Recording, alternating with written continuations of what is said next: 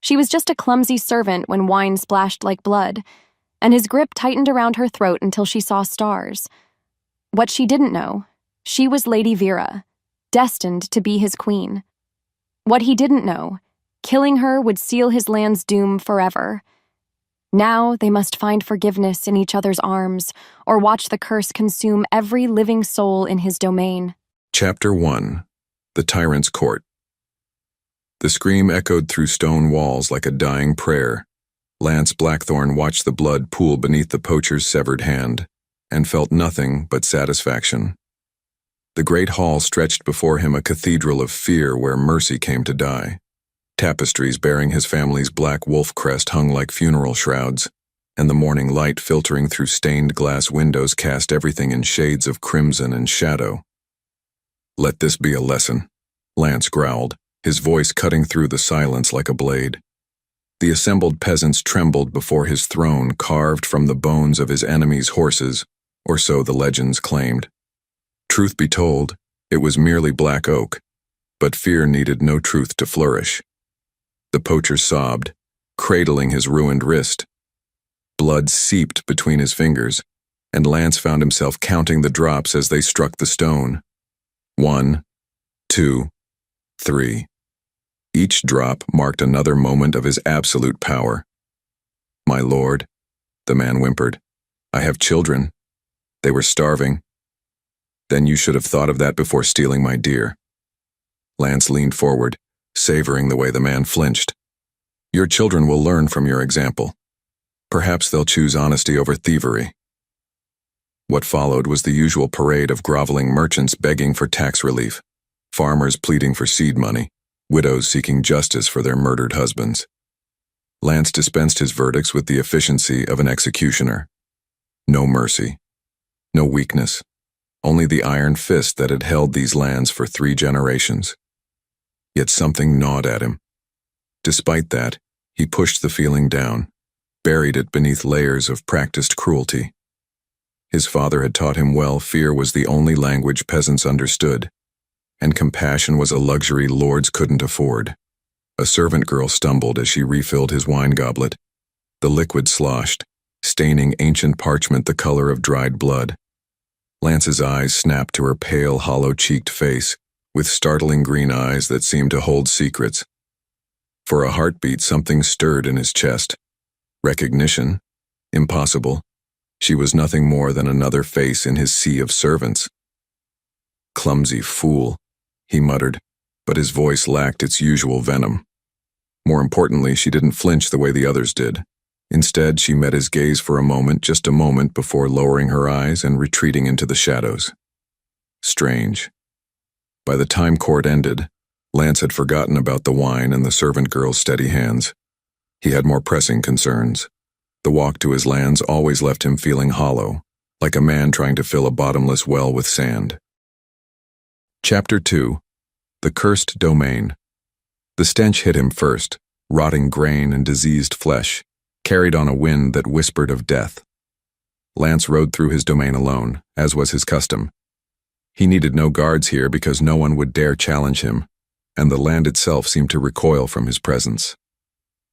What's worse, the fields that should have been green with spring growth lay barren and black. Livestock wandered like walking skeletons, their ribs showing through patchy hide. "Weakness," he spat, dismounting near a withered apple orchard. The trees looked like twisted fingers reaching toward a sky that offered no mercy. All of it, weakness. His horse snorted, pawing at the cracked earth. Even the animal seemed uneasy here, though Lance attributed that to the smell of decay rather than anything supernatural. Curses were peasant superstitions, nothing more. A child emerged from a nearby hovel, skin stretched tight over bird bones, eyes too large for his gaunt face. The boy stared at Lance with the kind of hunger that went beyond mere food. It was the hunger of the dying, desperate and primal. "My lord," the child whispered. "Please. My mother is sick. The healer says she needs some coins for medicine." Lance felt that familiar stirring in his chest, compassion, trying to claw its way to the surface. Instead, He buried it beneath years of practiced indifference. Tell your mother that weakness breeds weakness. If she's too frail to survive, perhaps it's nature's way of culling the herd. The boy's face crumpled, but he didn't cry. Children here had learned that tears were a luxury they couldn't afford. As a result, Lance felt something twist in his gut, an emotion he couldn't name and didn't want to examine. He mounted his horse and rode away, leaving the child standing in the doorway like a ghost. From there, the tour continued through village after village. Each one painted the same picture of decay and despair. Wells had gone dry. Crops withered before they could be harvested. Even the livestock seemed to be wasting away, though the veterinarians could find no cause. Drought, Lance told himself as he rode back toward the castle. Bad luck, poor breeding. Truth be told, he'd heard the whispers. The servants spoke in hushed tones about curses and ancient sins, about blood debts that demanded payment. But Lance Blackthorne bowed to no man, and certainly not to superstition. Still, as twilight painted the sky the color of old blood, he couldn't shake the feeling that something was watching him from the shadows between the trees. Chapter 3. Ghosts in the Darkness.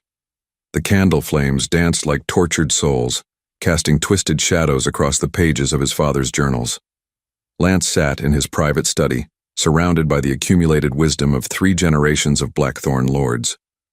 The book spoke of conquest and glory, of enemies crushed beneath iron heels and territories claimed through blood and steel. They told the story he wanted to hear. The story of strength rewarded and weakness punished. Yet tonight the words felt hollow. He turned another page, searching for... what? Answers to questions he couldn't even name. The text blurred before his eyes, and for a moment he thought he heard something. A woman's voice, soft and pleading, calling his name from somewhere far away. Nonsense, he muttered, reaching for his wine goblet. His hands trembled slightly, though whether from exhaustion or something else he couldn't say. Movement in his peripheral vision made him look up. The same servant girl from the morning stood near the fireplace, cleaning ashes from the hearth with practiced efficiency. She moved like a ghost, silent, graceful, completely unaware of his scrutiny. Or perhaps she was very aware indeed. You, Lance called, his voice cutting through the silence like a sword. What's your name? She froze, a rag still clutched in her hands. When she turned, those strange green eyes met him without fear, an unusual reaction that both intrigued and irritated him. Vera, my lord. Vera. The name felt familiar on his tongue, though he couldn't place why. How long have you served in my household? 3 years, my lord. Her voice was soft but steady, carrying an accent he couldn't quite identify. Not local, certainly. There was something almost refined about her speech patterns. Before she could move, Lance found himself studying her face more carefully. Beneath the grime and exhaustion, he could see the ghost of something else noble bearing, perhaps, intelligence that should have been beaten out of her by years of servitude. Where did you come from? The question surprised him with its intensity.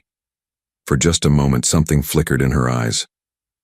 Pain, fear, recognition. But then the mask fell back into place, and she was just another servant again. I was orphaned, my lord. Your steward took pity on me. The lie sat between them like a poisonous flower. Lance could taste its bitter sweetness, could see the careful way she held herself ready to run or fight, though she'd never admit to either. Without warning, curiosity bloomed in his chest, stronger than the wine and twice as dangerous. Return to your duties, he said finally, though part of him wanted to keep her there, wanted to peel away her layers of deception until he found the truth underneath. She curtsied and disappeared into the shadows, leaving only the faint scent of lavender and secrets. That night, Lance dreamed of fire and screaming. In his dreams, a woman's voice called his name not with fear, but with something that might have been love. He woke up gasping, sweat cooling on his skin like morning dew. Outside his window, storm clouds gathered on the horizon. Lightning flickered in their depths, and for a moment Lance could have sworn he saw shapes moving in the darkness, the ghosts of choices not yet made, dancing on the edge of tomorrow. The servant girl's face lingered in his mind like smoke from a dying fire. Even so, he pushed the image away and reached for the wine. Some mysteries were better left unsolved. But as dawn crept across the sky like spilled blood, Lance couldn't shake the feeling that his carefully ordered world was about to change forever. And just like that, everything he thought he knew about power and weakness would be tested in ways he'd never imagined. The storm was coming, and it carried with it the scent of destiny. Chapter 4. The Breaking Point. Wine splattered across ancient parchment like blood across virgin snow. Lance's roar shook the rafters as he lunged from his throne, his gauntleted hand closing around the servant girl's throat before conscious thought could intervene. The great hall fell silent, the kind of silence that comes before earthquakes, when even the birds stop singing. "You dare!" The words tore from his throat like fragments of broken glass. His fingers tightened, feeling the rapid flutter of her pulse beneath his palm. "You dare defile documents older than your worthless bloodline?" Vera's hands came up instinctively, not to claw at his grip, but to rest against his wrist. Her touch burned like molten silver, sending shockwaves through his system that had nothing to do with rage. Her green eyes met his without flinching, and in their depths, he saw something that made his blood freeze. Recognition. Not the fear-glazed recognition of a servant who knew her place, but something deeper, something that whispered of shared history and forgotten promises. As if pulled by invisible strings, Lance found himself staring into those eyes and seeing, what? Memories that weren't his own? Dreams that tasted of childhood summers and innocent laughter? The assembled nobles shifted restlessly, their whispers rising like the buzz of angry wasps. Lord Aldrich cleared his throat meaningfully, but Lance barely heard him. The world had narrowed to this moment, his hand around her throat, her eyes boring into his soul, and the strange electricity crackling between them like lightning before a storm. "My lord." Father Benedict's voice cut through the tension like a blade through silk. The elderly priest stepped forward, his weathered face pale but determined. "Release the girl. Now." Lance's grip loosened involuntarily. What's worse, he found himself taking a step back, shaken by the authority in the old man's voice. "She has destroyed irreplaceable. She has revealed what was always meant to be revealed." Father Benedict moved to stand between them, his cassock rustling like raven wings.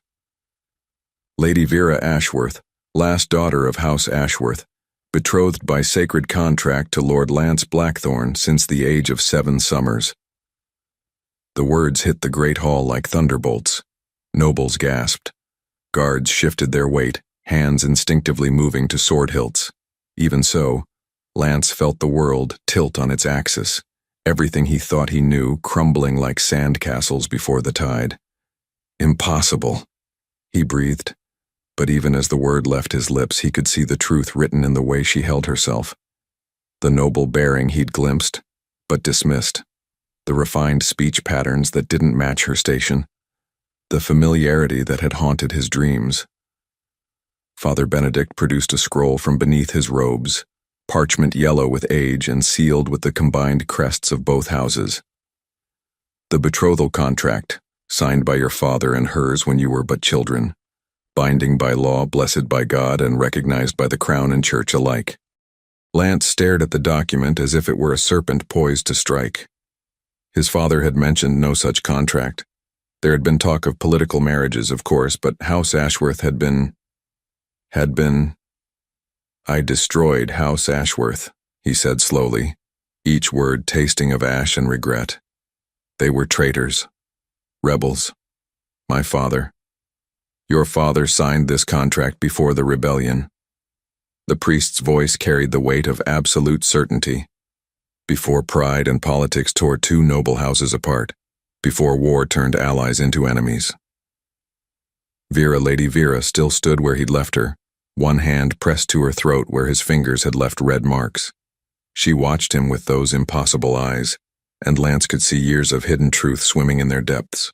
Pain, anger, and beneath it all, something that might have been pity. "You," he whispered, taking a step toward her. "You've been here for 3 years, watching, waiting." The pieces began falling into place like stones in an avalanche. "Why?" Her voice, when it came, carried the authority of noble blood. "Because I had nowhere else to go. Because my family is dead, my land seized, my name forgotten. Because sometimes the safest place to hide is in plain sight." Truth rang in every syllable, and Lance felt something crack inside his chest. This woman, this girl he'd ignored, dismissed, allowed to be treated like chattel, she was his betrothed, his equal by birth and law, the last survivor of a house he'd helped destroy. From there, chaos erupted. Lords shouted questions, ladies fanned themselves dramatically. Guards looked to Lance for orders he couldn't give because his mind had gone blank, overwhelmed by the magnitude of what he'd just learned. Chapter 5. Revelations in Shadow. Explain. The single word hung in the air of Father Benedict's private chambers like a sword waiting to fall. Lance paced before the fireplace, his usual composure shattered beyond repair. The priest sat calmly at his desk. The betrothal contract spread before him like evidence of some cosmic joke. "The contract is legitimate," Father Benedict said, his voice carrying the patient tone of a man accustomed to explaining uncomfortable truths. "Signed when you were 7 and she was 5. Your fathers were close friends then, before politics poisoned their brotherhood. Before they turned traitor," Lance corrected, but the words felt hollow. More importantly, they tasted of lies his father had fed him. Convenient justifications for actions that had always sat uneasily in his gut. "Before your father decided that House Ashworth's growing influence threatened his own power." The priest's words cut like a blade.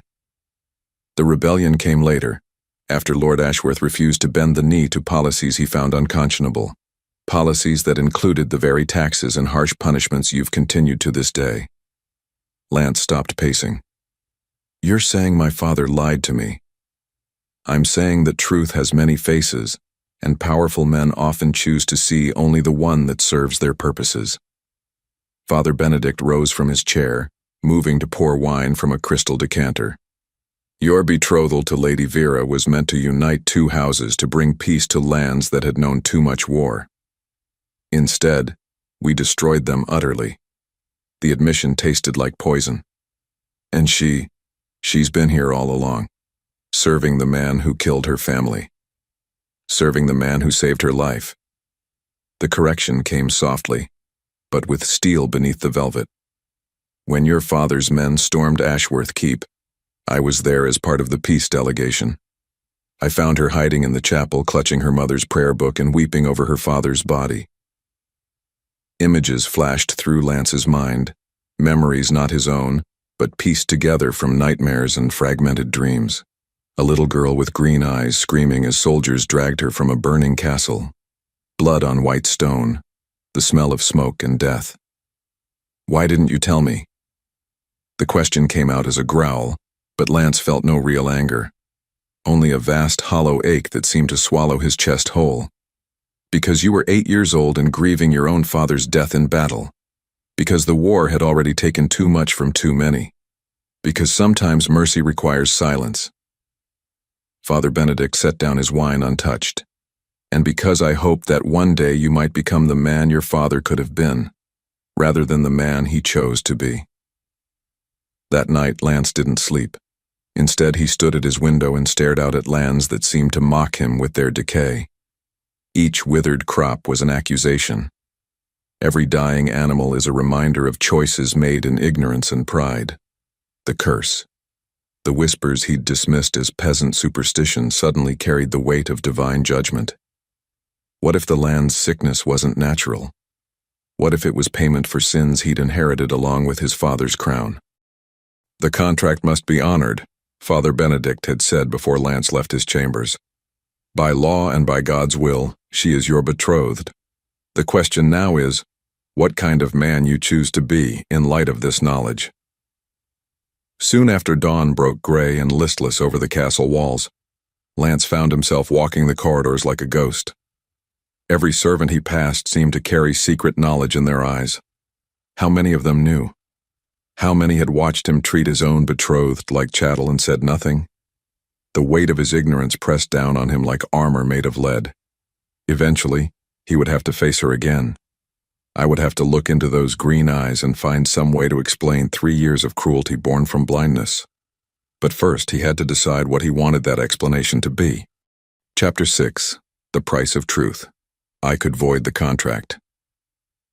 Lance stood in the doorway of what had once been a servant's quarters but was now, apparently, the temporary chamber of Lady Vera Ashworth. She sat by the window, still wearing her rough servant's clothes but carrying herself with the unmistakable bearing of nobility. She didn't look up from the book in her lap.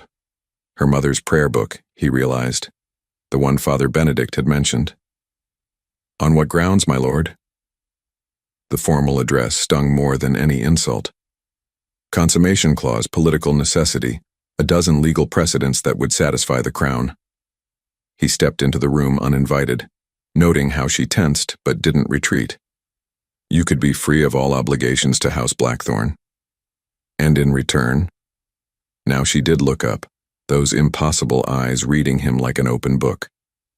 What would you require of me for such generosity? The question hit him like a physical blow. She expected demands, expected him to extract payment for her freedom the way his father might have done, the way he himself might have done just days ago. Nothing, he said quietly. I would require nothing. For the first time since the revelation in the Great Hall, something shifted in her expression. Surprise, confusion. As if pulled by some invisible force, she set aside her book and stood, moving closer to study his face. Why? The single word carried the weight of 3 years' worth of questions. Lance found himself struggling for an answer that didn't sound like self-serving nonsense. Truth be told, he didn't fully understand his own motivations. Because you've suffered enough, because we've... He stopped, frustrated by his inability to articulate feelings he'd never been taught to express. Because you feel guilty, she finished for him, her voice carefully neutral. Yes.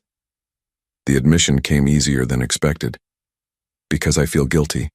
Because I've spent 3 years treating my own betrothed like a servant while you... Again, words failed him. While I watched the man I was meant to marry become everything my father fought against. The words were soft but carried the cutting edge of absolute honesty. While I served in the household of the family that destroyed mine, hoping against hope that somewhere beneath the cruelty, I might find the boy I was promised to. The boy. Lance tried to remember what he'd been like at 7 before his father's death, before the weight of lordship had settled on his shoulders like a mantle of iron. Had he been kind then? Had he shown promise of becoming someone worthy of this woman's loyalty? Before she could move, Vera stepped closer, close enough that he could see gold flecks in her green eyes.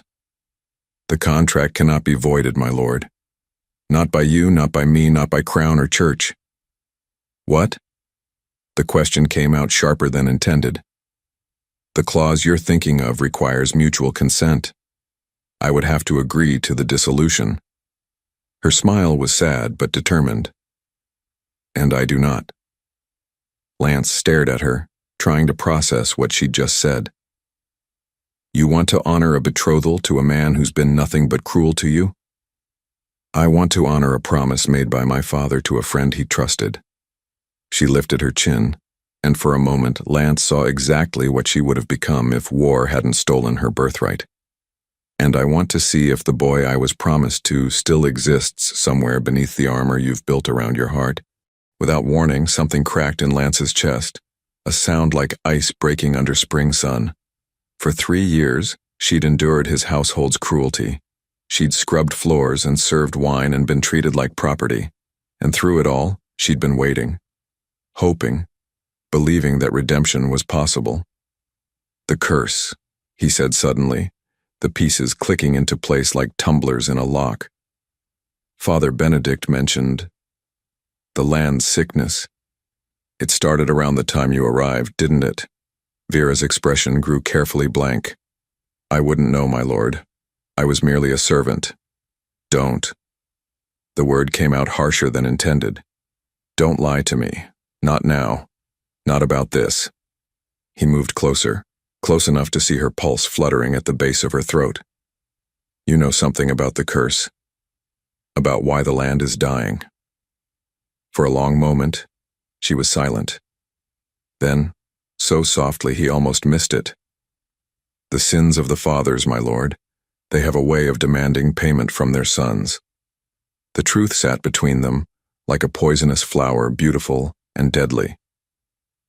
Lance understood now why the land had sickened, why his people suffered, why every harsh judgment he'd passed had seemed to make things worse. The curse wasn't supernatural.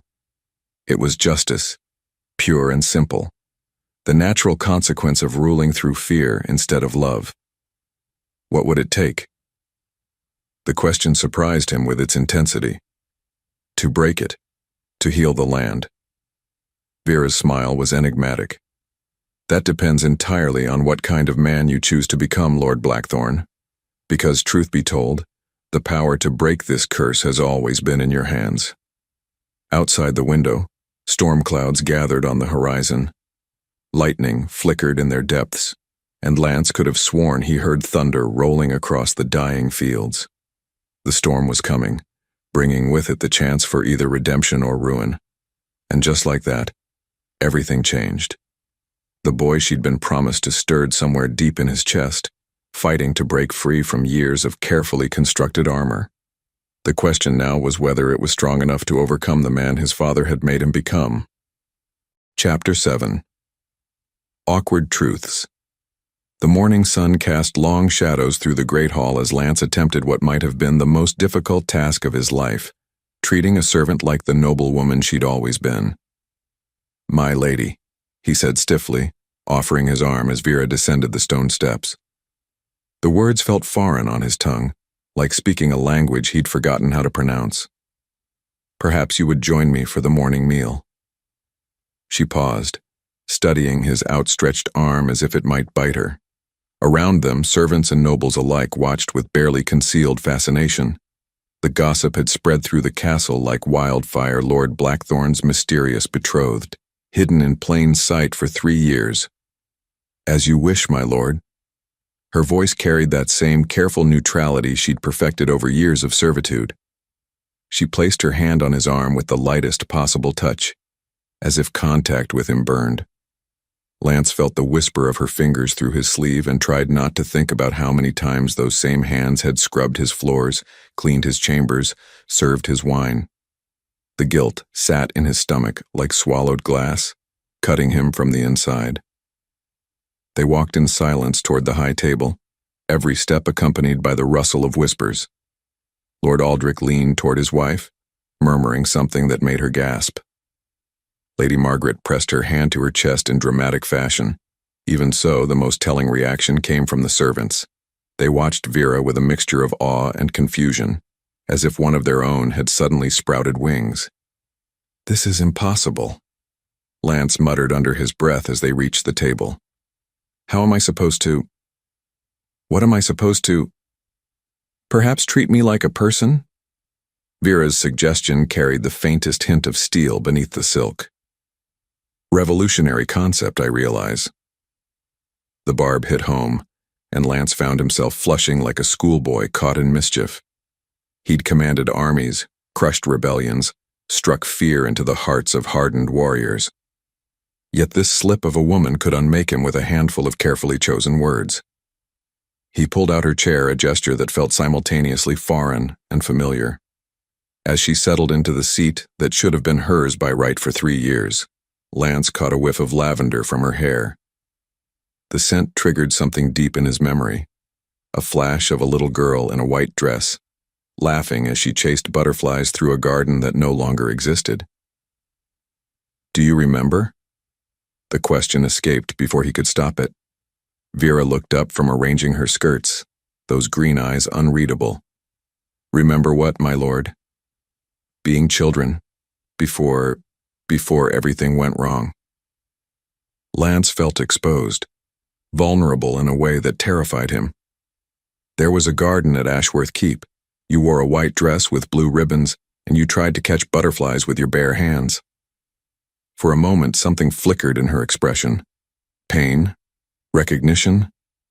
Then the mask slid back into place. "I remember many things, my lord. The question is whether you're prepared to hear them."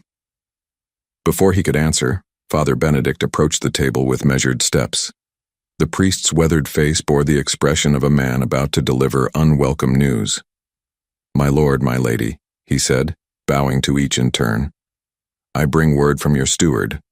Lord Aldrich and Lord Garrett have requested an audience regarding certain concerns about the succession." Lance's blood chilled. So it begins, he thought. The political maneuvering, the questions about legitimacy, the careful dance of noble houses protecting their own interests. What concerns? Lance's voice carried the edge of barely controlled violence. Questions about the lady's circumstances, her time in service, whether certain aspects of the betrothal contract remain intact. Father Benedict's delicate phrasing couldn't disguise the ugly implications beneath. Vera's hand stilled on her wine goblet.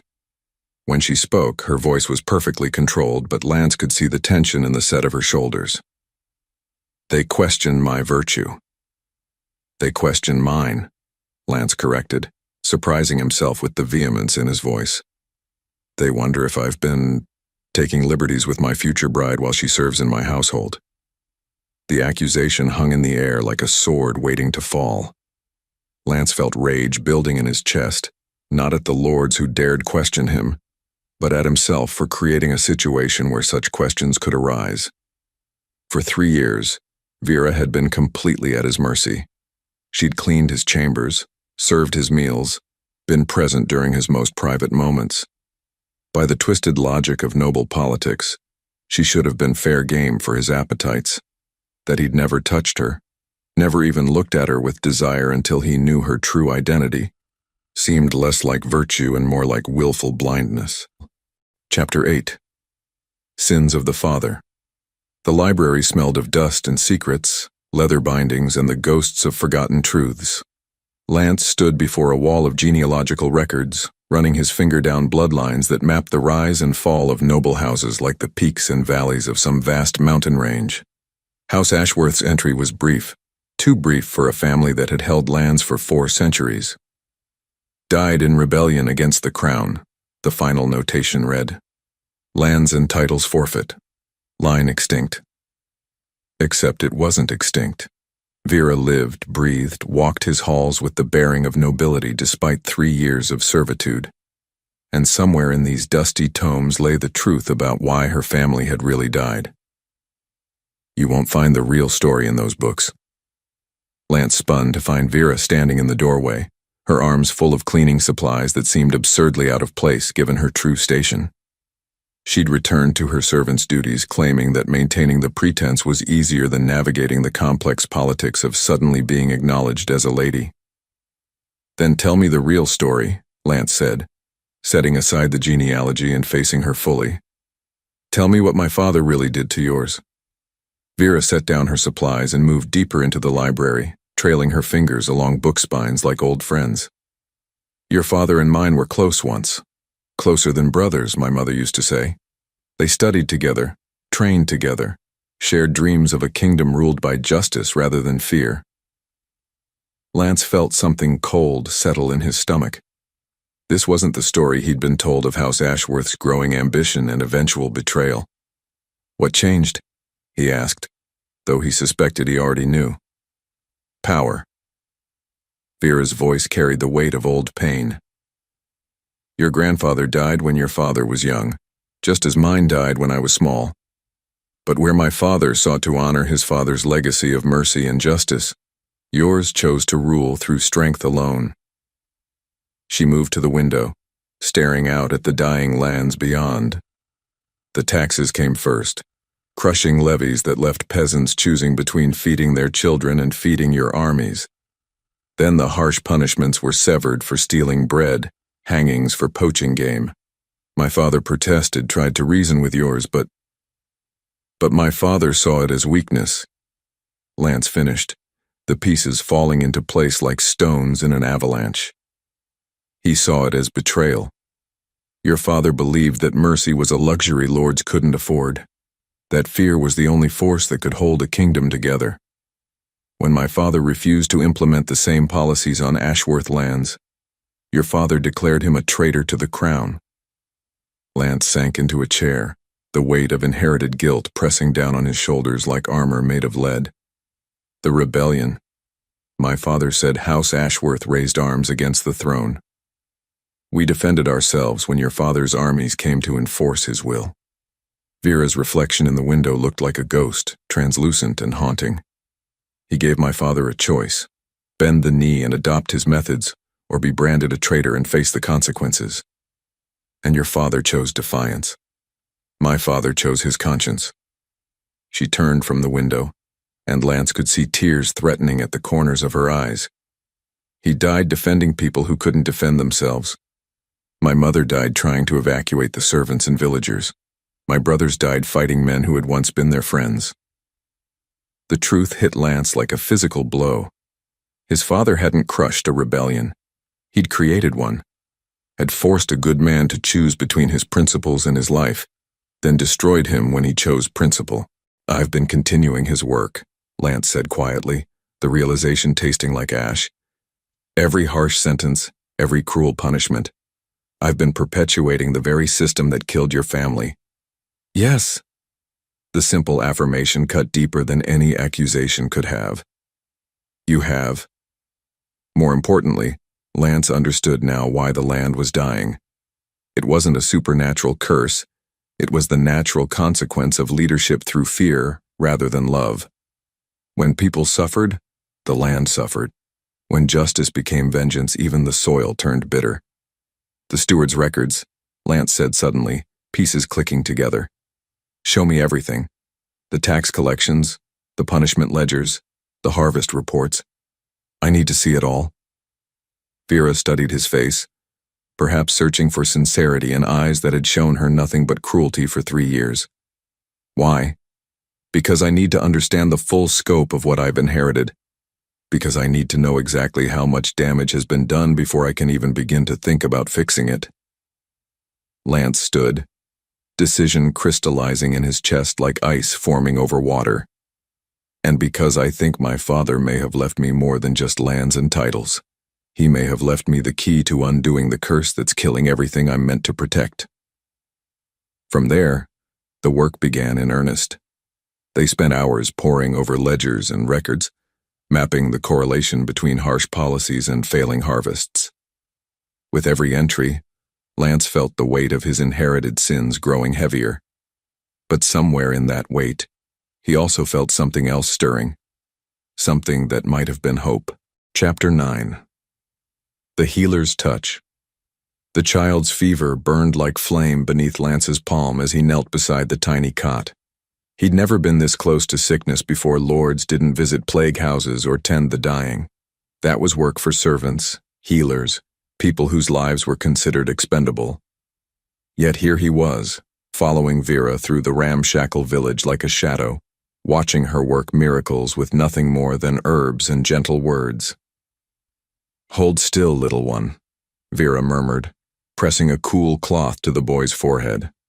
Her voice carried an authority that had nothing to do with noble birth and everything to do with genuine compassion.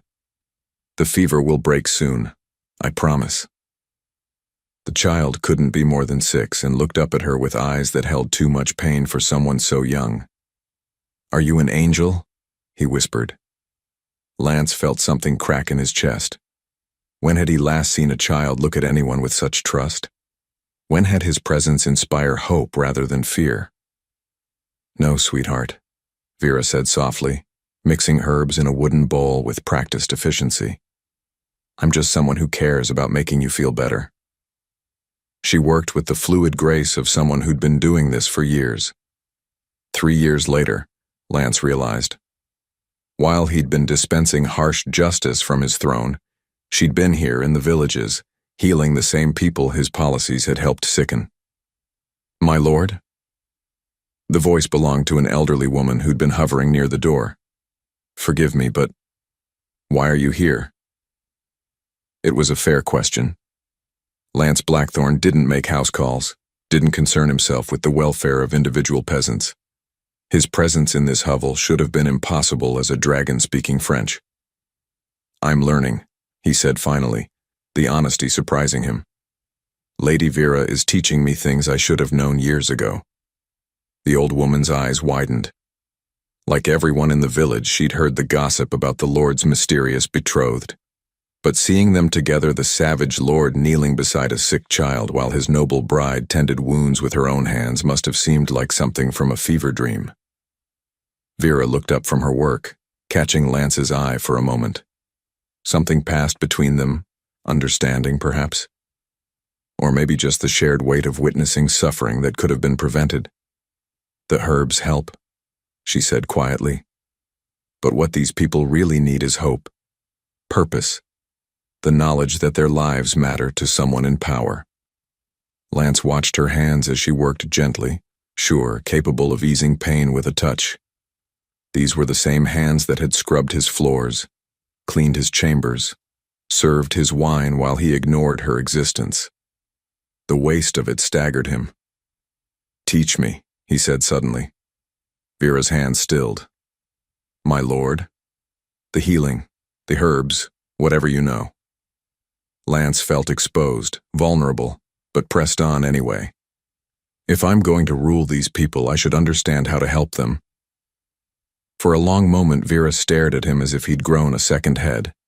Then slowly, something shifted in her expression. Not forgiveness, it was too early for that, but perhaps the first tentative shoots of respect. "Very well," she said. "But if we're doing this, we're doing it properly. No half measures, no grand gestures that last a week before you lose interest.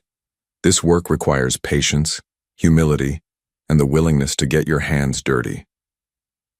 Lance looked down at his hands, soft from a life of privilege, unmarked by honest labor. "I understand. Do you?" Vera's challenge carried steel beneath the silk. "Because this boy's mother works 16 hours a day in your grain mills for wages that barely buy bread. His father lost 2 fingers to your justice for stealing apples to feed his family. This sickness, it comes from drinking water fouled by runoff from your tanneries." Each accusation hit like a physical blow. Lance had known intellectually that his policies caused suffering, but seeing the human cost a child's fever, a mother's tears, a father's maimed hands made it real in a way that ledgers and reports never could. "Then we fix it," he said quietly. "All of it. Starting now." Vera studied his face, perhaps searching for sincerity, or signs that this was just another lordly whim. Whatever she saw there must have satisfied her, because she nodded once and returned to her work. "We'll start with the water," she said. "Clean wells, proper drainage, waste systems that don't poison the drinking supply. Then we address the wages, the working conditions, the punishments that cripple families for minor infractions." "And the healing?" Lance asked, genuinely curious. "You learn by doing." Vera gestured to a collection of herbs spread on a cloth beside the child's bed. Willow bark for fever, chamomile for upset stomachs, comfrey for wounds. But more than that, you learn to see people as individuals rather than subjects. You learn that mercy is often the most powerful medicine. As if summoned by her words, the child's fever broke. His breathing eased, color returned to his pale cheeks, and for the first time since they'd arrived, he smiled. "Thank you, my lady," his mother whispered, tears streaming down her weathered face. "Thank you both." Later, as they walked back toward the castle through fields that seemed marginally less withered than before, Lance found himself thinking about the boy's smile. When had he last done something that inspired such genuine gratitude? When had his actions brought healing rather than harm? The land is already changing, Vera said suddenly, as if reading his thoughts. Lance looked around at the same dying crops, the same diseased livestock. I don't see it. Not the physical land, the spiritual one. She gestured toward the village behind them. Hope is a powerful force, my lord. Sometimes the healing begins in the heart before it reaches the soil. And just like that, Lance understood. The curse that plagued his lands wasn't supernatural. It was spiritual. It fed on despair, cruelty, the crushing weight of hopelessness. But hope could break it. Kindness could heal it. Love could transform it entirely. The question was whether he had enough of any of those things left in his black heart to make a difference. As they crested the hill overlooking the castle, Lance caught sight of riders approaching the gates. Their banners bore the royal crest, and their presence could only mean one thing. The crown had heard about recent developments, and someone was coming to investigate. Chapter 10. The crown's attention. The royal banners snapped in the wind like trapped serpents, their golden threads catching the dying light as the delegation approached Castle Blackthorne. Lance stood on the battlements, watching the procession with growing dread. 20 knights in royal livery, a handful of court officials, and at their head, Sir Marcus Aldwyn, the crown's most feared investigator. The man who'd brought down 3 noble houses in the past decade for crimes ranging from treason to tax evasion. Trouble, Vera said quietly, joining him at the wall. She'd changed from her servant's garb into a simple but elegant gown of forest green silk that brought out her eyes and reminded everyone who saw her that she was indeed a lady of noble birth. The worst kind, Lance agreed. Sir Marcus doesn't make social calls. He comes when the crown has questions that need answering. Below them, the delegation passed through the gates with military precision. Even so, Lance could see the way his own guards shifted nervously, uncertain how to treat visitors who might be here to arrest their lord. What do you think they've heard? Vera asked. Lance considered the possibilities, none of them pleasant. Probably rumors about my treatment of you. Questions about the legitimacy of our betrothal. Maybe concerns about the state of my lands and whether I'm fit to hold them. Or maybe, Vera said softly, someone has finally decided to investigate what really happened to House Ashworth. The thought hit Lance like a crossbow bolt to the chest. For 20 years, his father's version of events had stood unchallenged House Ashworth as traitors, their destruction a necessary act of royal justice. But if someone had started asking uncomfortable questions... We need to talk, he said, gripping the stone merlin hard enough to whiten his knuckles. Before they arrive in the hall, before the formal proceedings begin, there are things you need to know, things that might come up in questioning. Vera studied his profile, reading tension in the set of his jaw. What kind of things? The kind that could see me hanged for treason if the crown decides my father's actions were murder, rather than justice. Lance turned to face her fully, and she could see fear in his eyes, not for himself, but for what his downfall might mean for the people depending on him. The kind that could make you a widow before you're even properly a wife. From there, they moved quickly through castle corridors that suddenly felt like a maze of potential traps. Every servant they passed, every guard they encountered, every noble who bowed as they hurried by any of them could be questioned by Sir Marcus's people. Any of them could provide testimony that would damn Lance or save him. My private study, Lance said, ushering Vera into a chamber lined with books and maps. The walls are thick here. We can speak freely. He closed the door and threw the bolt, then turned to face her with an expression that mixed determination and desperation in equal measure. I need to tell you something about the night your family died. Something I've never told anyone. Vera sank into a chair, her face pale but composed. I'm listening. I was there. The words came out in a rush, as if he'd been holding them back for years. Not in the battle I was still a boy, but in the planning sessions. My father let me sit in his war councils and said it was time I learned how real power worked. Lance began pacing, unable to meet her eyes. He showed me the letters your father had sent. Reasonable requests for tax relief, for moderation in punishments, for policies that showed mercy to the poor. My father called them proof of weakness, evidence that House Ashworth had lost the will to rule properly. And you believed him? I was 8 years old and he was my father. Of course I believed him. Lance's voice cracked with old pain. But even then, something felt wrong. The letters didn't sound like treason to me, they sounded like what I thought a good lord should say. Vera waited, sensing there was more. The night before the attack, I heard my father talking to his captains. He said House Ashworth had to be eliminated completely, not just defeated, but destroyed so thoroughly that no one would ever again dare question his methods. Lance stopped pacing, his hands clenched into fists. He ordered them to leave no survivors, not even children. The words hung in the air like an executioner's blade. Vera's face had gone white as parchment, but her voice remained steady. Yet I survived. Because Father Benedict defied orders. Because some of my father's own men couldn't stomach killing children. Lance finally met her eyes, and she could see 20 years of guilt burning in their depths. I've lived with that knowledge my entire life. The knowledge that my father wasn't protecting the realm, he was protecting his own power, by murdering anyone who challenged it. Before she could respond, a knock echoed through the chamber. Heavy, authoritative, unmistakably official. Lord Blackthorne, came Sir Marcus's voice through the thick oak. By order of His Majesty, you will present yourself and Lady Vera Ashworth for questioning. Immediately. Lance and Vera exchanged a look that carried the weight of shared understanding. Whatever came next, they would face it together. The boy who'd sat silent while his father planned murder, and the girl who'd survived that same father's cruelty, bound now by truth, if not yet by love.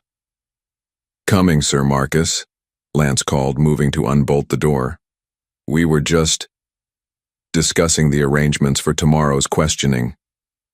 As the door swung open to reveal Sir Marcus's stern face and the armed guards behind him, Lance felt the weight of his inherited sins settling on his shoulders like armor made of lead. The reckoning had finally come. Chapter 11. Tests of Character. The great hall had been transformed into a courtroom, complete with witnesses, scribes, and the kind of formal tension that preceded either vindication or execution. Sir Marcus sat at the high table like a judge pronouncing a sentence, his weathered face impassive as he reviewed documents spread before him. To his left sat Father Benedict, summoned to provide testimony about the betrothal contract. To his right, a royal scribe whose quill moved with mechanical precision, recording every word for posterity. Lance stood before them with Vera at his side, acutely aware that their positions could easily be reversed, and that instead of being questioned as a lord, he could find himself in chains as a traitor. The assembled nobles watched with the careful neutrality of people waiting to see which way the wind would blow before choosing sides. Lord Blackthorne, Sir Marcus began, his voice carrying the authority of the crown itself. We are here to investigate certain irregularities in your household management, specifically the treatment of your betrothed and the circumstances surrounding her presence in your service. I await your questions, Sir Marcus.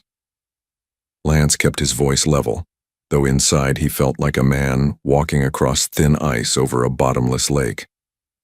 How long have you known Lady Vera's true identity? The question was a trap, and Lance could see the steel teeth waiting to snap shut. If he claimed ignorance, it would suggest incompetence so staggering that the crown might question his fitness to rule. If he admitted knowledge, it would imply he deliberately allowed his betrothed to be treated as a servant, a scandal that could destroy both their reputations. I learned of it 4 days ago, Lance said carefully, when Father Benedict revealed the betrothal contract during a court session. And prior to that revelation, you had no suspicion of her noble birth? Sir Marcus's tone suggested he found this difficult to believe. Lance felt Vera tense beside him. This was the moment where he could throw her under the executioner's axe, claiming she'd deceived him, that her presence in his household was part of some elaborate plot. It would save his reputation while destroying hers. Instead, he chose the truth. Lady Vera conducted herself with such dignity and grace that I should have recognized her noble bearing, Lance said. My failure to do so speaks to my own shortcomings as a lord, not to any deception on her part. Murmurs rippled through the assembled witnesses. This wasn't the response anyone had expected. Lords didn't typically accept blame when they could shift it to others. Sir Marcus made a note, then turned his attention to Vera. Lady Ashworth, why did you choose to conceal your identity for 3 years? Vera lifted her chin, every inch the nobleman's daughter despite her simple gown. I had nowhere else to go, Sir Marcus. My family was dead, my land seized, my name forgotten. When Father Benedict offered me sanctuary in Lord Blackthorne's household, I gratefully accepted. Even knowing that Lord Blackthorne's father was responsible for your family's destruction? The question hung in the air like a sword waiting to fall. Lance felt his breath catch, knowing that Vera's answer could damn them both. I knew that House Blackthorne and House Ashworth had been enemies, Vera said carefully. But I also knew that children should not be held accountable for their father's sins. I hoped that time and familiarity might heal old wounds. Sir Marcus leaned forward, scenting blood in the water. And has it? Healed old wounds? Lance saw the trap closing around them. If Vera claimed their relationship was healed, it would seem impossibly naive. If she admitted ongoing resentment, it would suggest their betrothal was doomed to failure. But Vera had survived 3 years in his household by being clever as well as patient. Healing takes time, Sir Marcus, she said, but I have seen changes in Lord Blackthorne that give me hope. His recent efforts to address the suffering of his people suggest a man capable of growth and redemption. Despite that carefully neutral phrasing, Lance felt something warm bloom in his chest. She was defending him not enthusiastically but honestly. After everything he'd put her through, she was willing to testify to his potential for change. What changes? Sir Marcus pressed. Lance tensed, wondering how Vera would answer. The truth that he'd only begun making changes after learning her identity would suggest his motivations were selfish rather than genuine. Lord Blackthorne has begun accompanying me on visits to sick villagers, Vera said. He has reduced several harsh punishments and ordered improvements to working conditions in his mills. Small steps, perhaps, but consistent with a lord learning to balance justice with mercy. Again, murmurs from the witnesses. This painted a picture of gradual reform rather than sudden conversion, more believable and politically safer. Sir Marcus turned his attention back to Lance. These reforms Lady Ashworth describes. What prompted them? And there it was, the question Lance had been dreading. How could he explain that his entire worldview had shifted in the space of 4 days? How could he admit that learning Vera's identity had forced him to confront the possibility that everything his father had taught him was wrong? Experience, Lance said finally. As I've grown older, I've begun to question whether ruling through fear is as effective as my father believed. Recent events have simply accelerated that process of reflection. It wasn't quite a lie, but it wasn't the whole truth either. Lance held his breath, waiting to see if Sir Marcus would probe deeper. Instead, the investigator surprised him.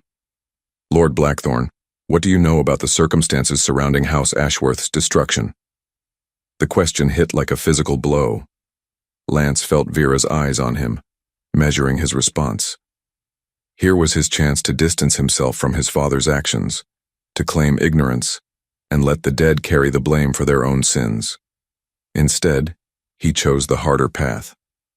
I know that my father viewed House Ashworth's more merciful policies as a challenge to royal authority, Lance said. I know that he believed harsh measures were necessary to maintain order, and I know that good men died because of decisions made in anger and pride. The admission sent shockwaves through the hall. Lords shifted in their seats, whispering urgently to their neighbors. By acknowledging that good men died, Lance was essentially admitting that House Ashworth's destruction might not have been entirely justified. Sir Marcus leaned back in his chair, studying Lance with new interest. An interesting perspective, Lord Blackthorne.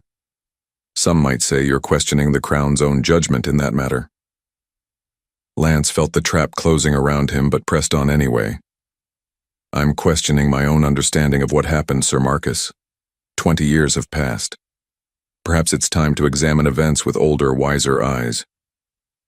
The hall fell silent.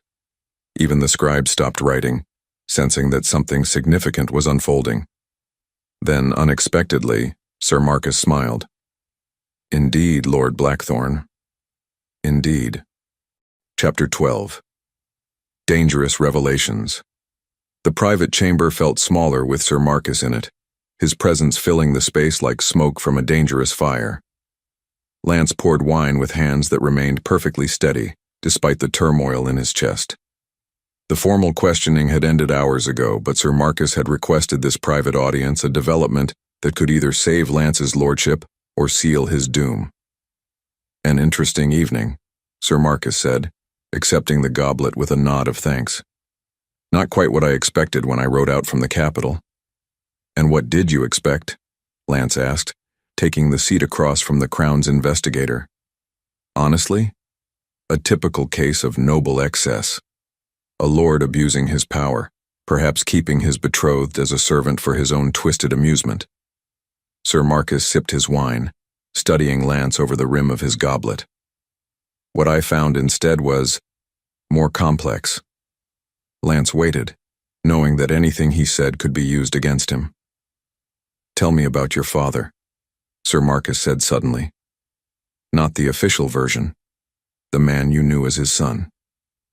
The request caught Lance off guard. Sir Marcus, I'm not sure.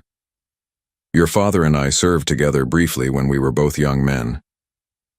The admission hit like a crossbow bolt. Before he inherited his lands, before politics and power changed him, I knew him when he still believed in justice rather than simply order. Lance stared at the older man, trying to reconcile this revelation with everything he thought he knew. You were friends? We were, which is why his later actions troubled me so deeply. Sir Marcus set down his wine and leaned forward. The man who destroyed House Ashworth was not the man I once knew. Power has a way of corrupting even good intentions. Is that why you're here? To investigate my father's actions through me? I'm here because certain documents have recently come to light. Letters, reports, testimonies that paint a very different picture of House Ashworth's rebellion than the official record suggests. Sir Marcus's voice carried the weight of accumulated evidence. Documents that suggest your father may have acted out of personal ambition rather than royal justice. Lance felt the world tilt beneath him. What kind of documents?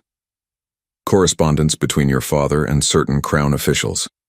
Financial records showing bribes paid to ensure House Ashworth was branded as traitors. Testimony from soldiers who witnessed the excessive nature of the attack on Ashworth Keep. Sir Marcus paused, letting the implications sink in. Evidence that suggests the Crown was misled about the true nature of House Ashworth's actions. The words hit Lance like physical blows. His father hadn't just been harsh, he'd been corrupt. The destruction of House Ashworth hadn't been royal justice. It had been murder disguised as duty. Why are you telling me this? Lance asked, his voice barely above a whisper. Because I believe sins should die with the sinners, not be passed down to their sons. Sir Marcus stood and moved to the window, staring out at the night-darkened lands. And because I've seen enough this evening to believe you might be capable of becoming the man your father could have been. Lance followed his gaze, seeing his domain with new eyes. The withered crops, the suffering people, the land itself crying out for justice, all of it connected to choices made in greed and pride. What happens now? Lance asked. That depends on you. Sir Marcus turned back to face him. The Crown could posthumously strip your father of his honors, acknowledge House Ashworth's innocence, and restore Lady Vera's rightful inheritance. Your marriage would unite two houses that should never have been enemies. And the alternative? The alternative is that these documents remain sealed, the official version of events stands, and you continue ruling lands built on lies and murder. Sir Marcus's voice carried the weight of absolute authority. "But I don't think that's what you want anymore." Lance thought of Vera, spending 3 years in his household, while he unknowingly perpetuated the very system that had destroyed her family. He thought of the children dying from diseases caused by his harsh policies, the workers crippled by punishments that served pride rather than justice. "No," he said quietly. "It's not what I want." "Then we have an understanding." Sir Marcus moved toward the door, then paused. "One more thing, Lord Blackthorne. Lady Vera's testimony tonight was illuminating. Her willingness to defend you despite everything suggests a remarkable capacity for forgiveness." "She deserves better than forgiveness," Lance said. "She deserves justice." "Indeed. And I believe you might be capable of providing it." Sir Marcus opened the door, then looked back one final time. "The question is whether you're prepared to pay the price justice demands." After the investigator left, Lance remained alone with his thoughts and the weight of inherited sins. Outside his window, storm clouds gathered on the horizon, pregnant with the promise of rain that might finally break the drought plaguing his lands. Or it might bring destruction that would wash away everything he'd ever known. The choice, Sir Marcus had made clear, was his to make. Justice or comfort, truth or lies, the man his father had made him become, or the man Vera still believed he could be. As thunder rumbled in the distance, Lance made his decision. Tomorrow, he would begin paying the price his father's sins demanded. And perhaps, in doing so, he might finally become worthy of the woman who'd spent 3 years waiting for the boy she'd been promised to emerge from the tyrant he'd become. The storm was coming, and Lance Blackthorne was ready to face it. Chapter 13. First steps toward redemption. The morning sun cast long shadows across the courtyard as Lance stood before the wooden platform where justice had been dispensed for generations. The poacher knelt in chains, his bandaged stump still seeping blood through dirty cloth. Around him a crowd had gathered, peasants, nobles, servants, all drawn by the whispered rumors that Lord Blackthorne meant to make an example of the man who'd dared steal from his forests.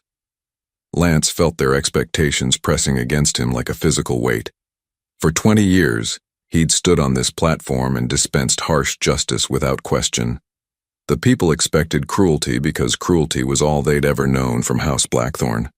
But everything had changed. "Thomas Fletcher," Lance said, his voice carrying across the silent courtyard. "You stand accused of poaching deer from my lands. How do you answer?" The man looked up with eyes that held no hope, only the resigned acceptance of someone who'd already seen his fate written in blood. "Guilty, my lord. My children were starving. I took what I needed to feed them." Murmurs rippled through the crowd. This was the moment they'd all been waiting for, the pronouncement of sentence, the demonstration of lordly power through calculated violence. Instead, Lance did something that shocked them all.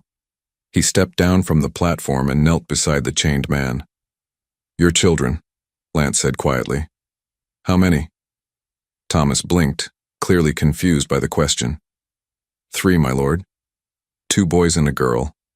The youngest is barely walking." "And their mother?" "Dead in childbirth, my lord. It's just me trying to care for them."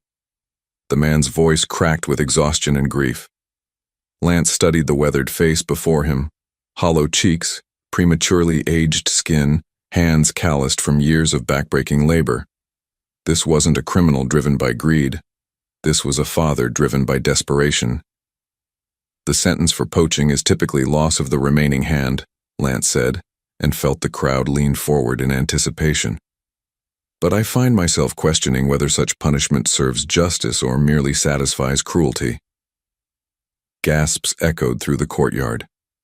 Lords didn't question their own laws. They enforced them without mercy or hesitation. "Instead," Lance continued, rising to his full height, "I sentenced Thomas Fletcher to service in my household.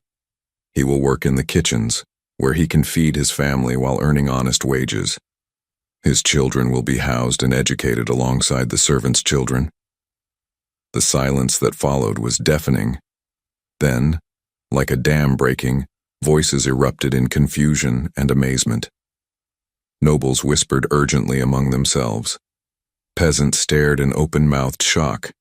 Even the guards seemed uncertain how to react. From there, Lance made his way through the crowd toward the castle, aware that every eye was on him. Some faces showed confusion, others hope.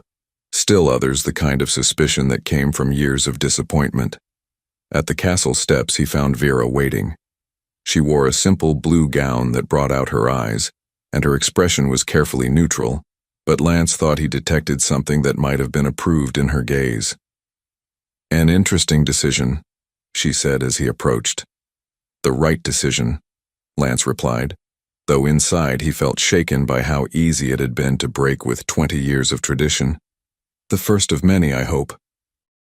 "The nobles are already talking," Vera observed, nodding toward a cluster of lords who were deep in animated discussion.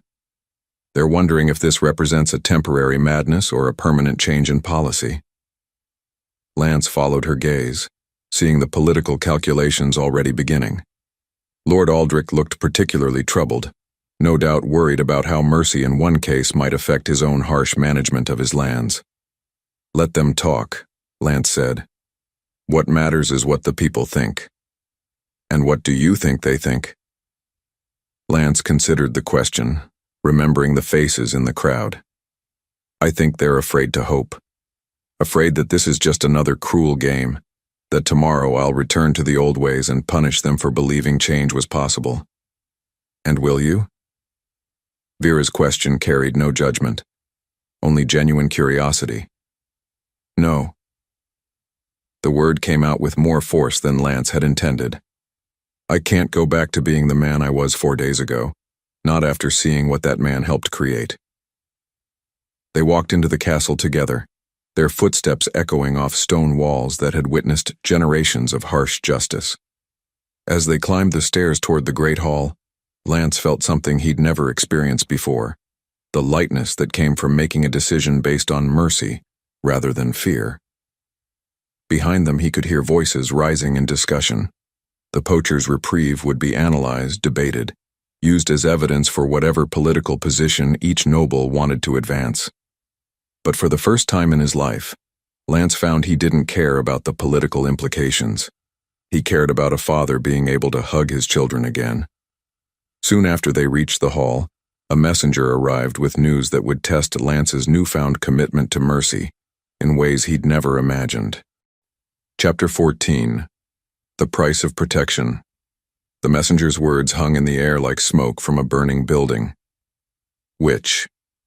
Lance stood in his private study, staring at the parchment that had arrived with the royal courier. The formal complaint, signed by 3 neighboring lords and bearing the seal of the church authorities, accused Lady Vera Ashworth of practicing dark arts and consorting with demonic forces. "They're claiming you've been using sorcery to heal the sick," Lance said, his voice carefully controlled despite the rage building in his chest. "That your miraculous recoveries are evidence of unholy bargains." Vera sat in the chair by the window, her hands folded in her lap with the kind of supernatural calm that probably wasn't helping her case. "And what do you believe, my lord?" The question struck him like a physical blow. A week ago, he would have dismissed such accusations as peasant superstition, but a week ago he'd also believed his father was a just man and his own harsh rule was necessary for order. "I believe," Lance said slowly, "that desperate men will use any weapon against those who threaten their power, and your healing work threatens the natural order they depend on." "The natural order," Vera repeated, and there was something in her tone that made Lance look up sharply. "You're not denying the accusations." "I'm questioning what you mean by natural order." Vera rose from her chair and moved to the window, staring out at lands that seemed marginally less withered than they had a week ago. "Is it natural for children to die of diseases that could be easily cured? Is it natural for people to suffer when healing knowledge exists but is forbidden to those who need it most?" Lance felt something cold settle in his stomach. "Vera, if there's truth to these accusations, there's truth to the healing," she said quietly. Whether you call it sorcery or simply knowledge passed down through generations of women who cared more about saving lives than preserving the mysteries of their craft. The admission hit Lance like a crossbow bolt. She was confessing to witchcraft, or at least to practicing the kind of healing arts that the church considered dangerously close to sorcery. "They'll burn you," he said, the words coming out hoarse with fear. "If these lords present evidence to church authorities, if they can convince a tribunal that you've been practicing forbidden arts, then you'll have to decide," Vera said, turning to face him with eyes that held no fear despite the deadly implications of their conversation. "What kind of man do you want to be? What kind of lord? What kind of husband?" The word hung between them like a bridge over an abyss. Husband. In all their discussions of the betrothal contract, all their careful negotiations around politics and redemption, neither had spoken directly about the personal implications of their union. "If I protect you from these accusations," Lance said carefully, "I'll be going against 3 lords in the church hierarchy. I'll be risking everything I've inherited for the sake of a woman who's admitted to practices that could be considered heretical." "Yes." Vera's simple affirmation carried no plea, no attempt to persuade. She was simply stating facts and leaving the choice to him. Lance stared at her. This woman who'd spent 3 years in his household enduring casual cruelty, while secretly healing the same people his policies had helped sicken. The woman whose family his father had murdered, whose birthright had been stolen, whose very existence challenged everything he'd been taught about power and justice. The woman he was beginning to realize he might actually love. "Then I suppose," he said quietly, "it's time to find out what I'm really made of." Without warning, Lance moved to his desk and began pulling out documents, land grants, tax records, correspondence with other lords. "If they want to play politics, we'll play politics, but we'll play to win." "What are you doing?" "Building a case." Lance's voice carried new determination. "Lord Aldrich owes me 3,000 gold pieces from a grain deal that went bad. Lord Garrett's son was caught stealing horses from my stables last year. I let it slide as a favor. Lord Marcus has been skimming taxes from his peasants and pocketing the difference." Vera watched him work with growing amazement. "You're going to blackmail them." "I'm going to remind them that throwing stones in glass houses is a dangerous sport." Lance looked up from his papers, and Vera could see something fierce burning in his eyes. "They think they can use church law to destroy you because they're afraid of what your example might inspire in their own lands. They're afraid that if mercy proves more effective than cruelty, their entire way of life will be exposed as unnecessary brutality. And if they refuse to withdraw their accusations?" Lance's smile was sharp as a blade. "Then I'll expose every dirty secret, every corrupt practice, every abuse of power they've committed in the past decade. I'll bury them so deep in scandal that no church tribunal will take their word over mine." From there, the work began in earnest.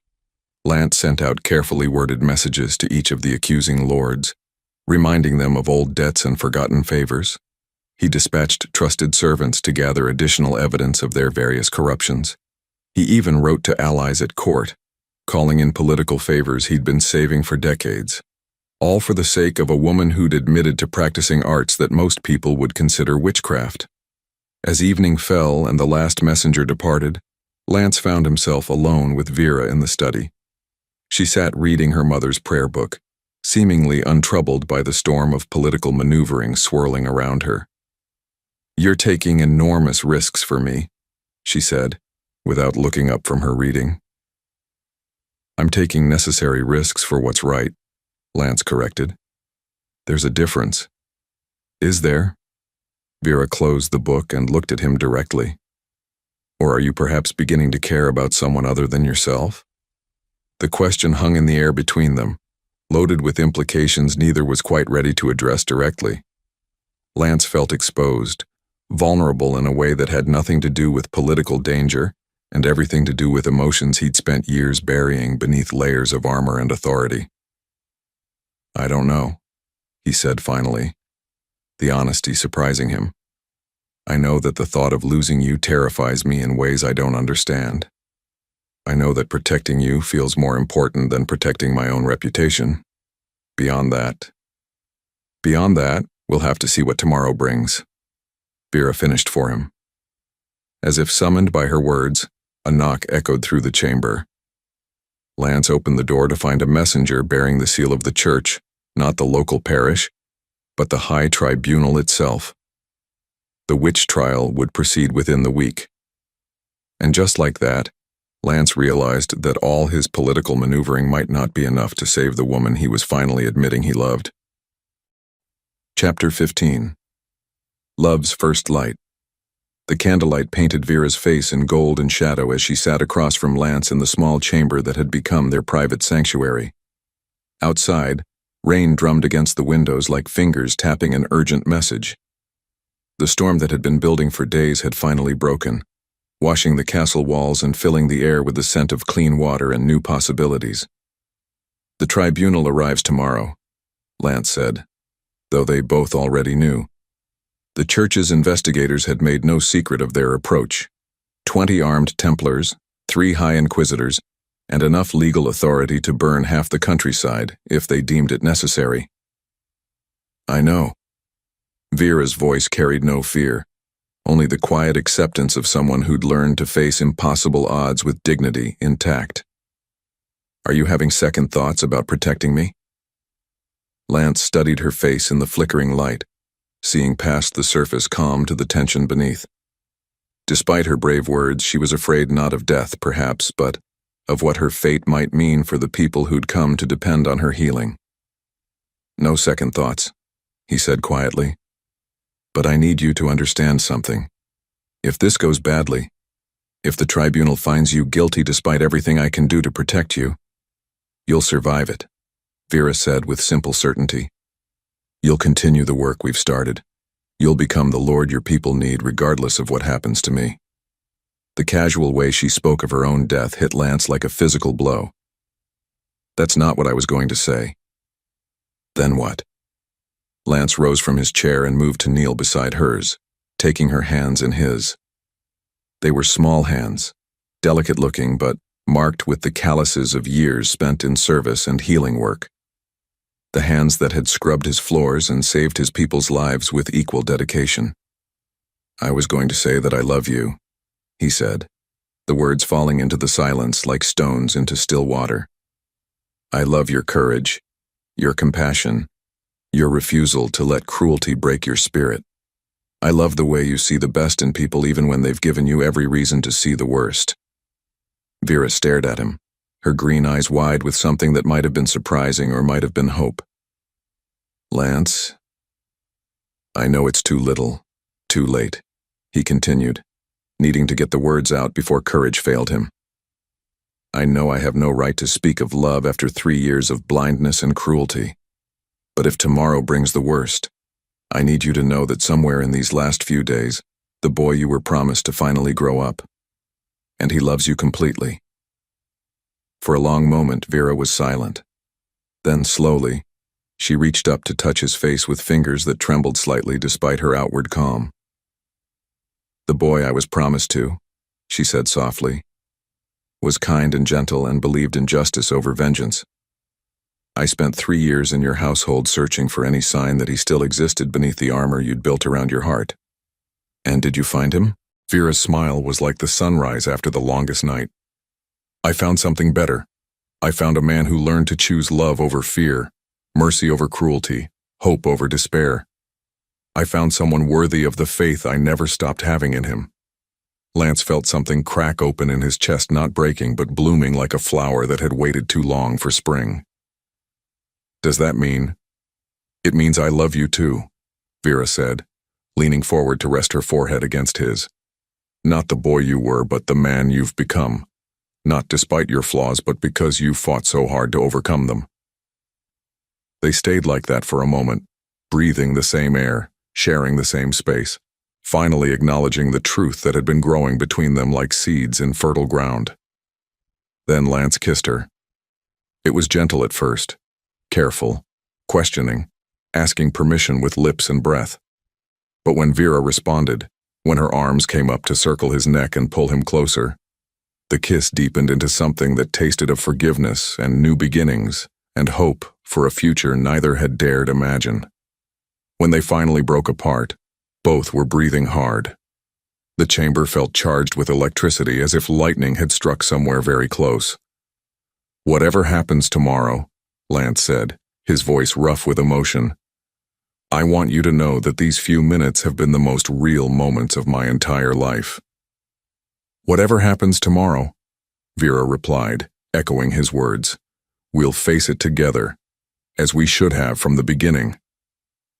Outside, thunder rolled across the landscape like the voice of God himself, and Lance couldn't help but wonder if the storm was an omen of destruction or renewal. As if reading his thoughts, Vera touched his cheek again. "The land is already healing," she said softly. "Can you feel it? The curse breaking the soil, remembering how to nurture instead of simply endure." Lance considered her words, thinking of the changes he'd seen in just the past week. Crops that seemed marginally greener, livestock that moved with more energy, people who smiled when they saw him instead of flinching in fear. "Is that what you're doing?" he asked. "The healing?" "It's our doing," Vera corrected. "Hope is the most powerful magic there is, Lance. When people believe their lives can improve, when they see mercy triumphing over cruelty, when they witness love conquering fear, that's when real transformation becomes possible." As if summoned by her words, a servant's urgent knocking interrupted the moment. Lance reluctantly released Vera and moved to answer the door. "My lord," the young man gasped, clearly having run through the castle corridors. "News from the village. The sick children, the ones Lady Vera has been treating, they're all recovering. All of them. It's called a miracle." Lance felt his blood chill. A miracle was exactly the wrong kind of attention they needed on the eve of a witchcraft trial. But when he looked back at Vera, she was smiling. "Let them call it what they will," she said quietly. "Sometimes the truth is more powerful than any lie, no matter how carefully constructed." The trial would come with the dawn, but for now, in this moment, Lance allowed himself to believe that love might indeed be strong enough to overcome even the darkest accusations. After all, he'd already seen it transform a tyrant into a man capable of mercy. Perhaps it could work one more miracle. Chapter 16. The Tribunal's Judgment. The Great Hall had been transformed into a cathedral of judgment, where mercy came to die beneath the weight of divine authority. High Inquisitor Matthias sat behind the oak table like death itself passing sentence, his gaunt face bearing the kind of righteous certainty that had burned 1,000 heretics without a moment's doubt. To his left and right, his fellow Inquisitors flanked him like ravens waiting for carrion, their black robes rustling with each movement of their quills across parchment. Lance stood beside Vera in the dock on a wooden platform that had been hastily constructed for the proceedings. Around them, the hall was packed with witnesses. Nobles who'd come to see justice done, peasants who'd been summoned to testify, clergy who nodded approvingly at every harsh pronouncement from the tribunal. Lady Vera Ashworth, the High Inquisitor intoned, his voice carrying the authority of God himself. "You stand accused of practicing witchcraft, consorting with demons and using unholy arts to deceive the faithful. How do you answer these charges?" Vera lifted her chin with the dignity of someone who'd faced worse fates than death. "I answer that I have healed the sick, comforted the dying, and used knowledge passed down through generations of women to ease suffering wherever I found it." "Knowledge," Inquisitor Matthias repeated, tasting the word like poison. "You speak of knowledge as if human learning could accomplish what only divine grace should achieve. Tell us, Lady Ashworth, from whom did you learn these arts?" Lance felt Vera tense beside him. This was the trap they'd been expecting. The demand that she name teachers, accomplices, other women who might be dragged before tribunals of their own. "I learned from my mother," Vera said simply, "and she from hers. Healing knowledge passed down through the women of House Ashworth for countless generations. Witchcraft, the second inquisitor hissed, leaning forward like a hawk spotting prey. Demonic knowledge passed down through a cursed bloodline. Do you deny that your family has long been tainted by unholy practices? I deny that helping people is unholy, Vera replied, her voice carrying steel beneath the silk. I deny that easing suffering is demonic. I deny that knowledge itself can be evil, regardless of who possesses it. Murmurs rippled through the assembled crowd. Some sounded approving. These were people who'd been helped by Vera's healing, but others carried the ugly undertone of fear and superstition that the church had cultivated for centuries. Blasphemy, the High Inquisitor pronounced. You dare to question the church's authority to determine what is holy and what is not. You presume to know better than those ordained by God to guide the faithful? Lance stepped forward before Vera could respond. If I may, Your Grace. You may not. The High Inquisitor's gaze fixed on Lance like a predator selecting its next meal. You have already shown your judgment to be compromised by your attachment to the accused. Unless you wish to find yourself sharing her fate, I suggest you remain silent. The threat hung in the air like smoke from a funeral pyre. Lance felt the assembled nobles watching him, measuring his response, calculating whether he would sacrifice himself for a woman who most of them still saw as nothing more than a servant with pretensions above her station. Your Grace, Lance said quietly, ignoring the warning. I have witnessed Lady Vera's healing work firsthand. I have seen children recover from diseases that should have killed them, watched wounds close that should have festered, observed suffering ease where there should have been only pain. If that is witchcraft, then perhaps we need to examine what we mean by the word. The silence that followed was absolute. Even the scribes stopped writing, shocked by Lance's direct challenge to church authority. Then the High Inquisitor smiled an expression that held all the warmth of winter frost. Lord Blackthorne, he said softly, you have just confessed to harboring a known witch, protecting her from justice and allowing her to corrupt your lands with her unholy practices. You have admitted to being either her accomplice or her victim. Lance felt the trap closing around them both. I have admitted to protecting an innocent woman who has done nothing but heal the sick. Innocent? The third Inquisitor laughed, making a sound like breaking glass. My lord, we have testimony from 3 neighboring lords about the unnatural nature of her healing. We have reports of miraculous recoveries that defy medical explanation. We have evidence of practices that can only be explained by demonic intervention. From there, the witnesses began their parade of accusations. Lord Aldrich testified that children had recovered from plague sickness overnight after Vera's ministrations. Lord Garrett swore that he'd seen her healing herbs glow with unnatural light. Lord Marcus claimed that livestock in villages she'd visited had shown sudden, impossible improvement in health. Each testimony built the case for witchcraft higher, until the very effectiveness of Vera's healing became evidence of her guilt. The better a healer she was, the more supernatural her abilities appeared to those determined to see evil in goodness. But it was the final witness who delivered the killing blow. Father Benedict took the stand with obvious reluctance, his weathered face pale but resigned. When asked about Vera's practices, he spoke carefully, choosing each word like a man walking through a minefield. I have observed Lady Vera's healing work, he said slowly. I have seen recoveries that challenged my understanding of natural medicine. Challenged how? The High Inquisitor pressed. The speed of healing, the completeness of recovery, the way sickness seemed to simply leave the bodies of those she treated. Father Benedict's voice grew quieter with each admission. I am a man of God.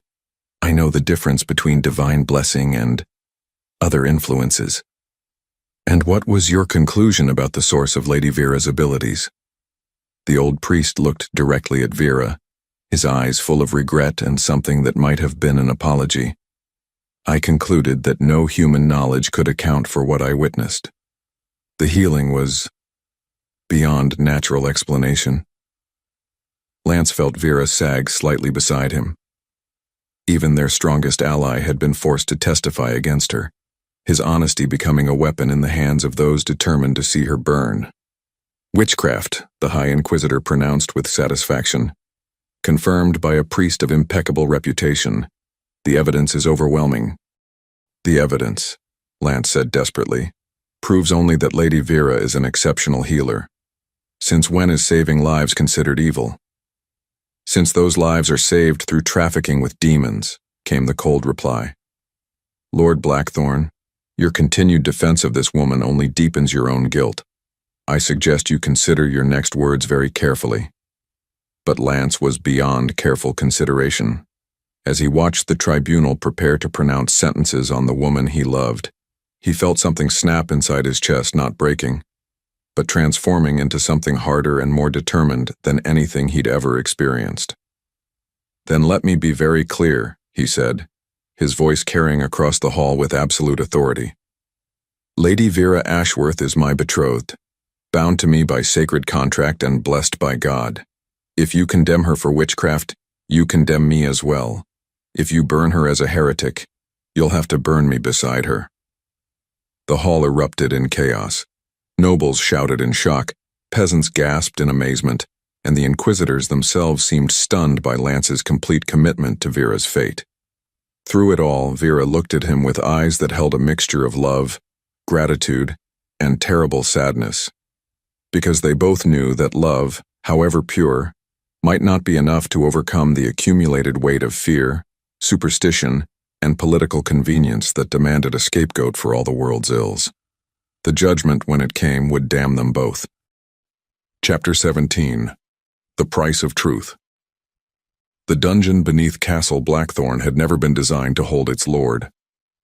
Lance sat on the stone bench that served as both seat and bed, staring at iron bars that had contained countless prisoners over the generations. Now they contained him stripped of his authority, his lands placed under church guardianship, his very life dependent on the mercy of men who'd already demonstrated they possessed none. Through the narrow window high on the opposite wall, he could see a sliver of sky that had turned the color of old blood. 3 days had passed since the tribunal's judgment, 3 days since he'd been declared a heretic's accomplice and condemned to share Vera's fate. They'd separated them immediately after the sentencing Vera to the tower, where convicted witches awaited their execution, Lance to the dungeons where traitors contemplated their sins. The irony wasn't lost on him that he was imprisoned in cells his own family had used to break countless spirits over the years. My lord? Lance looked up to find a figure in the shadows beyond his cell, one of his own guards, a young man named Willem who'd served House Blackthorne since childhood. The guard's face was pale with fear and something that might have been shame. Willem. Lance's voice was hoarse from days of disuse. Have you come to gloat? To see how the mighty have fallen? I've come to tell you about the people, Willem said quietly, glancing around to ensure they weren't overheard. About what's happening in the villages. Lance felt something cold settle in his stomach. What about them? They're dying, my lord. The sickness that Lady Vera had been treating its back. Worse than before. Children who were healthy 3 days ago are burning with fever. Adults who were working in the fields are collapsing. Willem's voice cracked with emotion. Without her healing, they're just dying. The news hit Lance like a physical blow. In their rush to condemn Vera for witchcraft, the church had condemned dozens of innocent people to death by disease. And the tribunal? Lance asked, though he already knew the answer. They say it's God's judgment, that the sickness has returned because the land was corrupted by unholy practices. Willem's hands clenched around the iron bars. They say the people must suffer to purge the evil from the soil. Lance laughed, a bitter sound that echoed off the stone walls. Of course they do. Nothing cleanses the soul like watching children die from preventable diseases. My lord, Willem said urgently, there's something else. The execution is set for tomorrow at dawn. They're building the pyre in the courtyard, and they've ordered all the villages to send representatives to witness God's justice. Tomorrow. Lance felt the word settle in his chest like a stone. Tomorrow, the woman he loved would burn while he watched helplessly from his cell. Tomorrow, The last chance for healing and hope would die in flames. Unless… Willem, Lance said slowly, an idea forming in his mind. How many guards are loyal to me rather than to the church? The young man's eyes widened. My lord, you can't be thinking. How many? Lance pressed. Maybe a dozen. But my lord, the Templars have 50 armed men. Even if we could get you out, there's no way to reach Lady Vera's tower. They've got it guarded like a fortress. Lance stood and moved closer to the bars, studying Willem's face in the dim light. What if I told you there was another way? What if I told you that saving Vera might also save the villages? I'd say you were talking about a miracle, my lord. Maybe I am. Lance gripped the bars, feeling cold iron bite into his palms. Willem, do you believe Lady Vera is a witch? The guard was quiet for a long moment. I believe she saved my daughter's life when the fever almost took her. I believe she's healed more people in 3 years than the church has in 3 decades. Whatever she is, my lord, she's not evil. Then help me save her. How? Lance outlined his plan in whispered urgencies, knowing that it was desperate and probably doomed to failure. But as he spoke, he saw something kindle in Willem's eyes. Not hope exactly, but the kind of determination that came from having nothing left to lose. When he finished, Willem was quiet for a long time. It's madness, the guard said finally. Yes. It'll probably get us all killed. Probably. And even if it works, we'll be fugitives for the rest of our lives. Most likely. Lance met the young man's gaze directly. But if we do nothing, Vera dies tomorrow and the sickness continues to spread. Children will die because healing knowledge burned with the woman who possessed it. Is that the legacy we want to leave? Willem stared at him for another moment, then nodded once. I'll gather the others. But my lord, if this goes wrong, at least we'll have tried to do something right. Lance moved back to his bench, feeling something he hadn't experienced in days. Sometimes that's all the redemption a man can hope for. After Willem left, Lance returned to his vigil at the window. The sky was darkening toward night, and tomorrow would bring either salvation or damnation. But for the first time since his imprisonment, he felt the stirring of something that might have been hope. Vera was going to live. The people were going to heal. And perhaps, in some small way, the sins of House Blackthorne would finally find their absolution, even if it cost him everything he'd ever known. Chapter 18. The Darkest Hour. The pyre rose in the courtyard like a wooden mountain, its timber soaked in oil and ready to transform into an inferno at the touch of flame. Lance watched from his cell window as the final preparations were made for Vera's execution. Church officials bustled about with grim efficiency, arranging benches for noble witnesses and roping off areas for the common folk who'd been ordered to attend. The High Inquisitor himself supervised the construction, ensuring that every beam was properly placed, every kindling bundle strategically positioned. They wanted this execution to be a memorable lesson that would echo through the countryside for generations. The sound of footsteps in the corridor outside his cell made Lance turn from the window. He expected to see Willem or one of the other guards, but instead found himself facing High Inquisitor Matthias himself, flanked by 2 Templars in full armor. Lord Blackthorne, the Inquisitor said, his voice carrying the smooth satisfaction of a man who'd achieved everything he'd set out to accomplish. I trust you're prepared for this morning's educational demonstration. Lance said nothing, merely stared at the man who was about to murder the woman he loved. You know, the Inquisitor continued, settling onto a stool that had been brought for his comfort, this could all have been avoided if you had simply acknowledged Lady Ashworth's crimes, distanced yourself from her corrupting influence, shown proper remorse for your errors. The Church is not unreasonable in matters of genuine repentance. And Vera? Lance asked quietly. Would have burned regardless. Witchcraft cannot be forgiven, only purged. The Inquisitor's smile was cold as winter frost. But you could have been spared, your lands restored, your title confirmed, your future secured. All it would have required was a public denunciation of the woman who led you astray. Lance felt rage building in his chest like molten metal. And you expected me to betray the woman I love to save my own skin?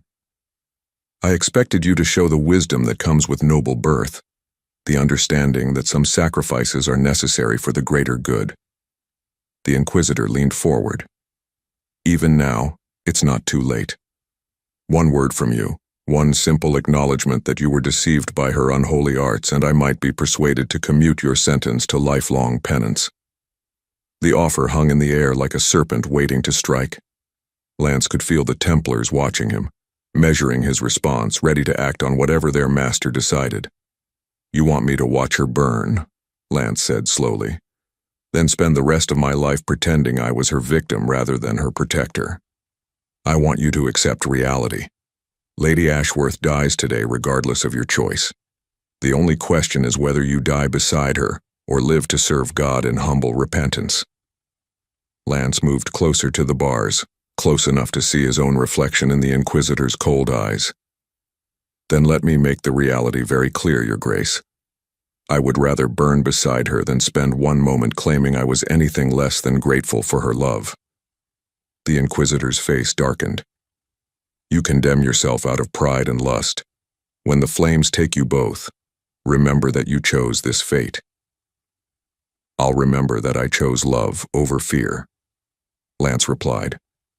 I'll remember that I finally became worthy of the woman who never stopped believing I could be better than I was. After the Inquisitor left, Lance returned to his window to watch the crowd gathering for the execution. Hundreds of people filled the courtyard, nobles in their finest clothes, peasants in rough homespun, clergy in ceremonial robes.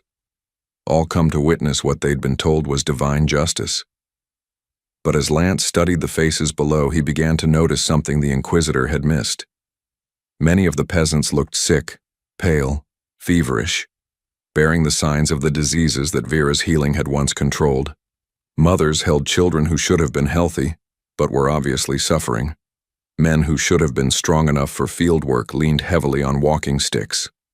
The sickness was spreading just as Willem had reported, and these people, forced to watch their healer burn, were beginning to understand exactly what they were losing. That realization gave Lance his first moment of hope in days. The Church could control the narrative through fear and authority, but they couldn't hide the evidence of their own cruelty when it was written on the faces of suffering children. Movement in the tower across the courtyard caught his attention. Through a window high in the stone wall, he could see a flash of green fabric Vera's dress. She was alive, watching the preparations for her own death with the same calm dignity she'd shown throughout the trial. As if sensing his gaze, she moved closer to the window. Even at this distance, Lance could see her clearly pale but composed, her hair loose around her shoulders like a banner of defiance. Their eyes met across the courtyard, and for a moment the distance collapsed. He could see love in her expression, and forgiveness, and something that might have been gratitude that he'd chosen to share her fate rather than save himself. She pressed her palm against the window glass, and Lance pressed his hand against his own window in response. A gesture of connection across the space that separated them, a promise that whatever came next, they would face it together. Then trumpets sounded, announcing the beginning of the execution ceremony, and Vera was pulled away from the window by unseen hands. Lance remained at his post, watching as guards began leading him through the crowd. Soon, they would come for him as well. Soon he would stand beside the woman he loved and face the flames that would consume them both.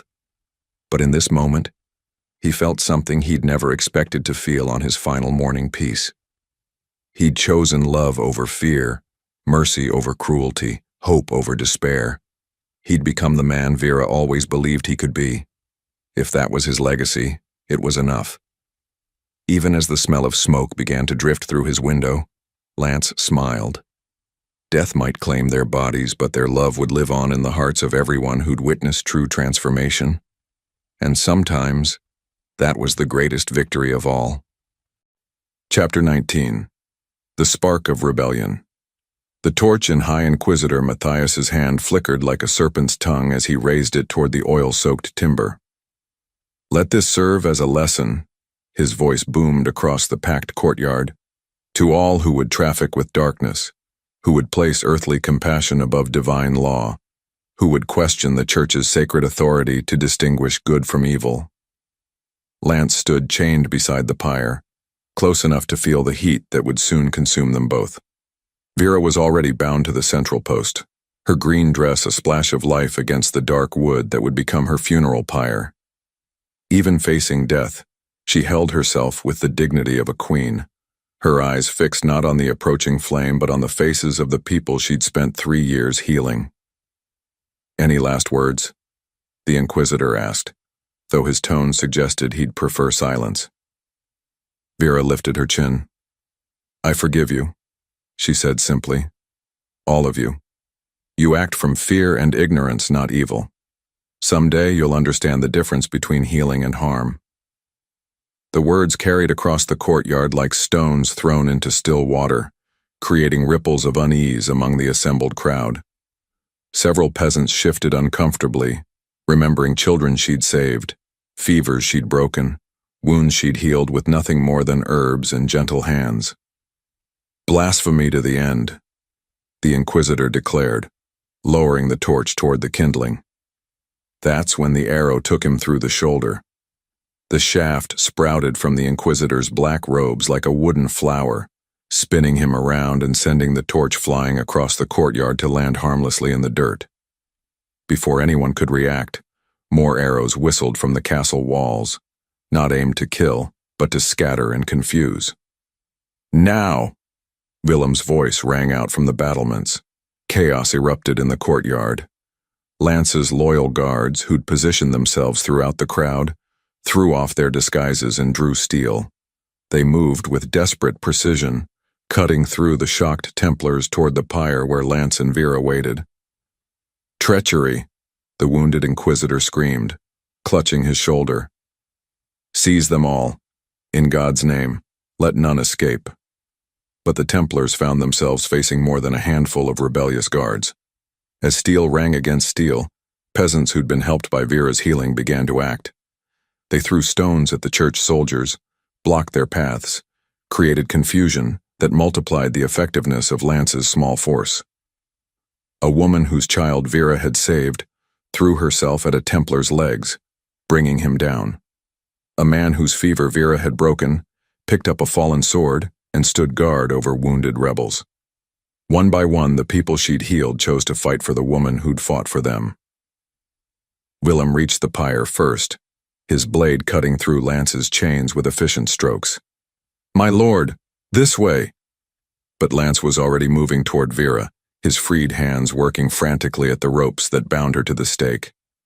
"I told you I'd save you," he said, his voice rough with emotion and smoke from scattered torches. "You magnificent fool," Vera replied, but her eyes shone with something that might have been joy. "This is madness. This is love," Lance corrected, cutting through the last rope. "Same thing, really." Free of her bonds, Vera immediately began moving through the chaos toward wounded rebels and peasants caught in the fighting. Even in the middle of a battle for her own life, her healer's instincts demanded she tend to others' injuries. "My lady," Willem called urgently, "we have to go. The gates won't stay open long." Indeed, the escape route his men had secured was already closing as more Templars poured into the courtyard. What had begun as a rescue was rapidly becoming a siege, with Lance's small force trapped between stone walls and superior numbers. "The tunnel," Lance said suddenly, remembering passages built into the castle's foundation during its construction. "Willem, get everyone to the old wine cellar. There's a way out through the caverns." As they fought their way through the crowd, Lance caught sight of the High Inquisitor directing his men with cold efficiency despite his wounded shoulder.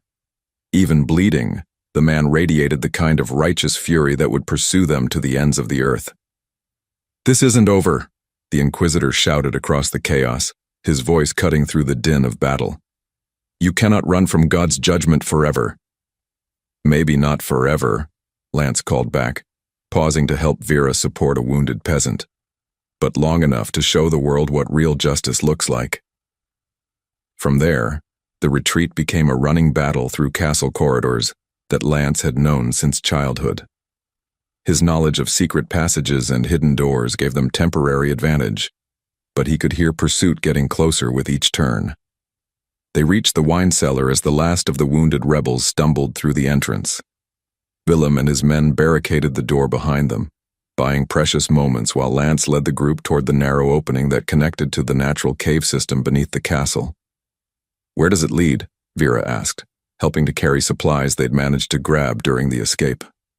"The old forest," Lance replied, pulling aside stones that concealed the tunnel entrance.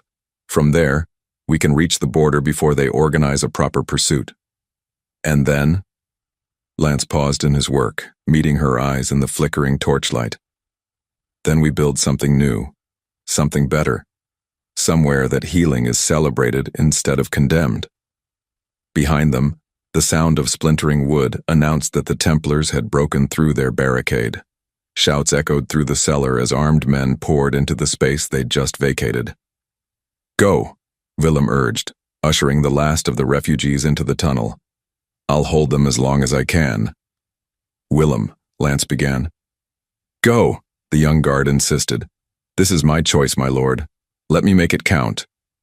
With no time for proper farewells, Lance and Vera plunged into the darkness of the tunnel, leading their small band of rebels toward an uncertain future. Behind them, the sound of fighting faded as they moved deeper into the earth, following passages carved by water and time. The escape was just the beginning. They were fugitives now, branded as heretics and traitors, with the full authority of church and crown arrayed against them. But they were alive. They were together. And they carried with them something more valuable than gold or titles, the knowledge that healing was possible, that change could come, that love was stronger than fear. Somewhere in the darkness ahead lay the chance to prove that mercy could triumph over cruelty, that hope could overcome despair. And for the first time in his life, Lance Blackthorne was exactly where he belonged. Chapter 20. The Underground. The cave system beneath Castle Blackthorne stretched for miles, a labyrinth of stone passages that had been carved by underground rivers over countless centuries. Lance led their small band of refugees through tunnels that grew narrower with each step, his torch casting dancing shadows on walls that wept with moisture. Behind him, 24 souls followed in desperate silence, rebels who'd chosen exile over submission, peasants who'd risked everything for the woman who'd healed their children, servants who'd finally found a cause worth dying for. "How much further?" Vera asked softly, helping to support an injured guard who'd taken a Templar's sword through his ribs.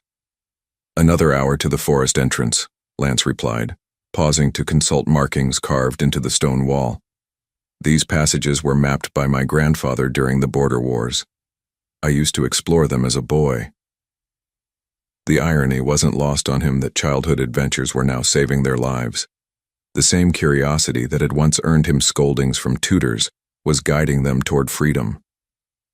Behind them, the sound of pursuit had faded to nothing. The Templars would find the cellar entrance eventually, but the cave system was vast and confusing.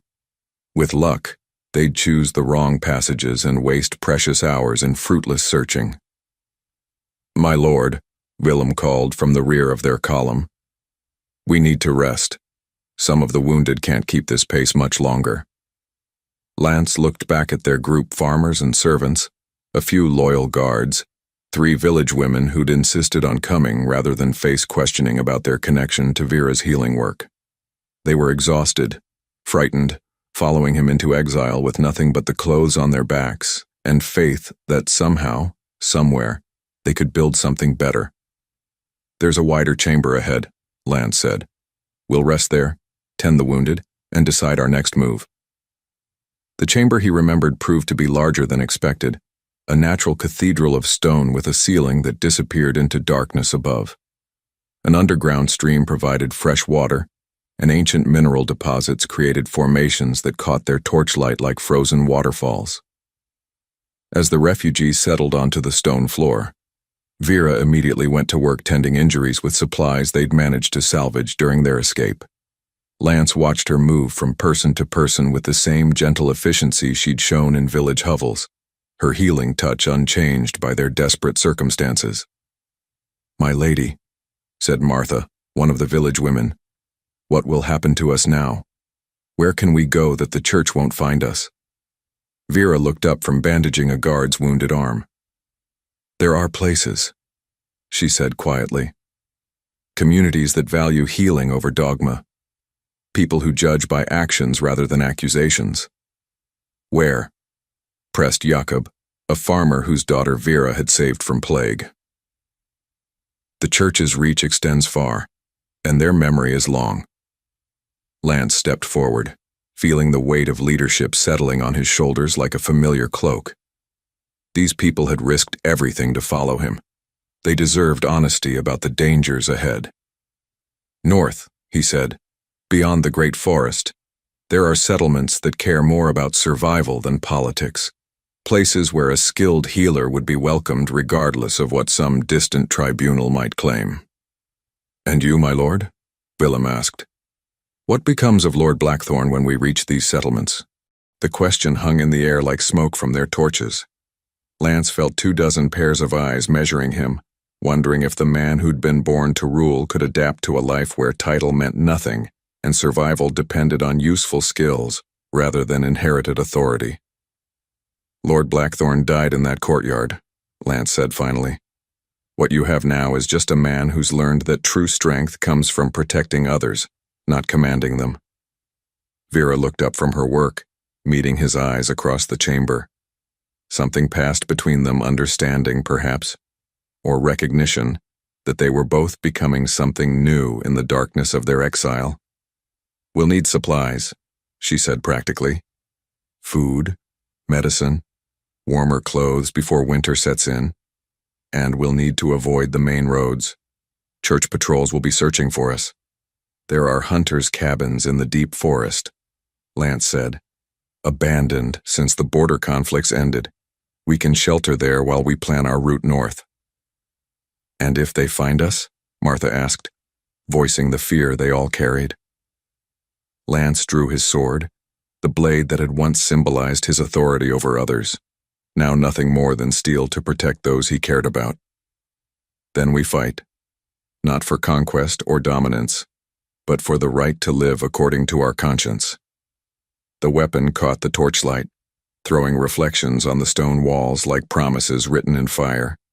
But when Lance looked at the blade, he saw something different than he'd seen for most of his life. He saw a tool for protection rather than oppression, a means of defending the vulnerable rather than crushing the weak, a symbol of service rather than power. "We should move," Willem said quietly. "Every moment we spend here is a moment they get closer to finding our trail." As the refugees gathered their meager possessions and prepared to continue their journey, Lance found himself walking beside Vera toward the tunnel that would lead them to freedom. "Do you regret it?" she asked softly. "Giving up everything you were born to inherit?" Lance considered the question as they entered the narrow passage, leaving behind the cathedral chamber and moving deeper into darkness. Behind them came the soft sounds of people following, not subjects obeying commands, but friends trusting his guidance toward an uncertain future. "I regret nothing," he said finally. "For the first time in my life, I'm exactly who I'm supposed to be." Ahead, the tunnel began to slope upward, carrying them toward the surface and whatever lay beyond. Behind them, their old lives burned in the ruins of everything they'd once thought mattered. But between them, in the space created by shared danger and mutual trust, something new was growing. Something that might, with time and patience, become a community worth fighting for. The underground was ending. Their real journey was just beginning. Chapter 21. Emergence dawn light filtered through the forest canopy like liquid gold as Lance emerged from the cave system that had carried them to freedom. He paused at the tunnel mouth, breathing air that tasted of pine and possibility, watching shadows retreat before the advancing day. Behind him, the refugees filed out of the earth one by one, blinking in the sudden brightness, stretching muscles cramped from hours of crawling through stone passages. "We made it," Vera said softly, stepping up beside him to survey the wilderness that stretched endlessly in all directions. "We're actually free." The word felt strange on Lance's tongue. Free. He'd never been free before, always bound by duty, tradition, the weight of inherited expectations. Now standing in a forest that recognized no lord but nature itself, he felt something lift from his shoulders that he'd carried so long he'd forgotten it was there. "For now," he said, scanning the tree line for signs of pursuit. "They'll follow us eventually. Men like the High Inquisitor don't abandon their prey easily." "Let them come," Willem said, emerging from the tunnel with his sword already drawn. "We've got forest friends and the knowledge that we're fighting for something worth dying for. That's more than they can say." The young guard's confidence was infectious, spreading through the group like warmth from a campfire. These people had lost homes, possessions, the security of known lives. But they'd gained something more valuable, the chance to build a community based on healing rather than harm. "The hunters' cabins are 3 leagues north," Lance said, pointing through the trees toward a ridge barely visible through the morning mist. "We can rest there, gather supplies, and plan our next move." As they began their trek through the forest, Lance found himself thinking about the land they'd left behind. His former domain would be placed under church administration until a suitable replacement could be found. The peasants who depended on his protection would be left to whatever mercy their new rulers possessed. "You're thinking about them," Vera said, reading his expression with the ease of someone who'd learned to see past his carefully constructed masks. "The people we left behind." "They didn't choose this fight," Lance replied. "They don't deserve to suffer because I finally found my conscience." "And what would you have them do? Watch you burn and pretend it was justice? Accept that healing is evil and hope the church shows them mercy when their children fall sick?" Vera shook her head. "Some fights choose you, Lance. The only real choice is how you respond." They walked in companionable silence for a while, following game trails through undergrowth that hadn't been cleared by human hands in decades. The forest felt alive around them, birds calling from hidden perches, squirrels chattering in the canopy above, the distant sound of running water promising fresh streams and shelter. This was what his lands could have been, Lance realized. Not the carefully controlled wilderness of a lord's hunting preserve, but something wild and free and growing, according to its own nature, rather than human design. "My lord," Jacob called from behind them. "There's smoke ahead. Could be the cabins you mentioned." Lance squinted through the trees, spotting the thin gray line rising above the ridge. Too little smoke for a forest fire, too much for a campfire. Someone was using the abandoned shelters. The question was whether that someone represented safety or danger.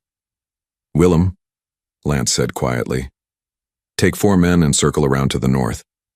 If there's trouble, we'll need an escape route. And if there's no trouble, then we'll have found our first real test of whether we can trust our own judgment over our fears." As Willem and his chosen men melted into the forest, Lance led the main group up the slope toward the source of the smoke. Each step carried them further from the life they'd known and closer to whatever waited in the unknown. At the ridge's crest, the truth revealed itself. The hunting cabins were indeed occupied, but not by church soldiers or pursuing Templars.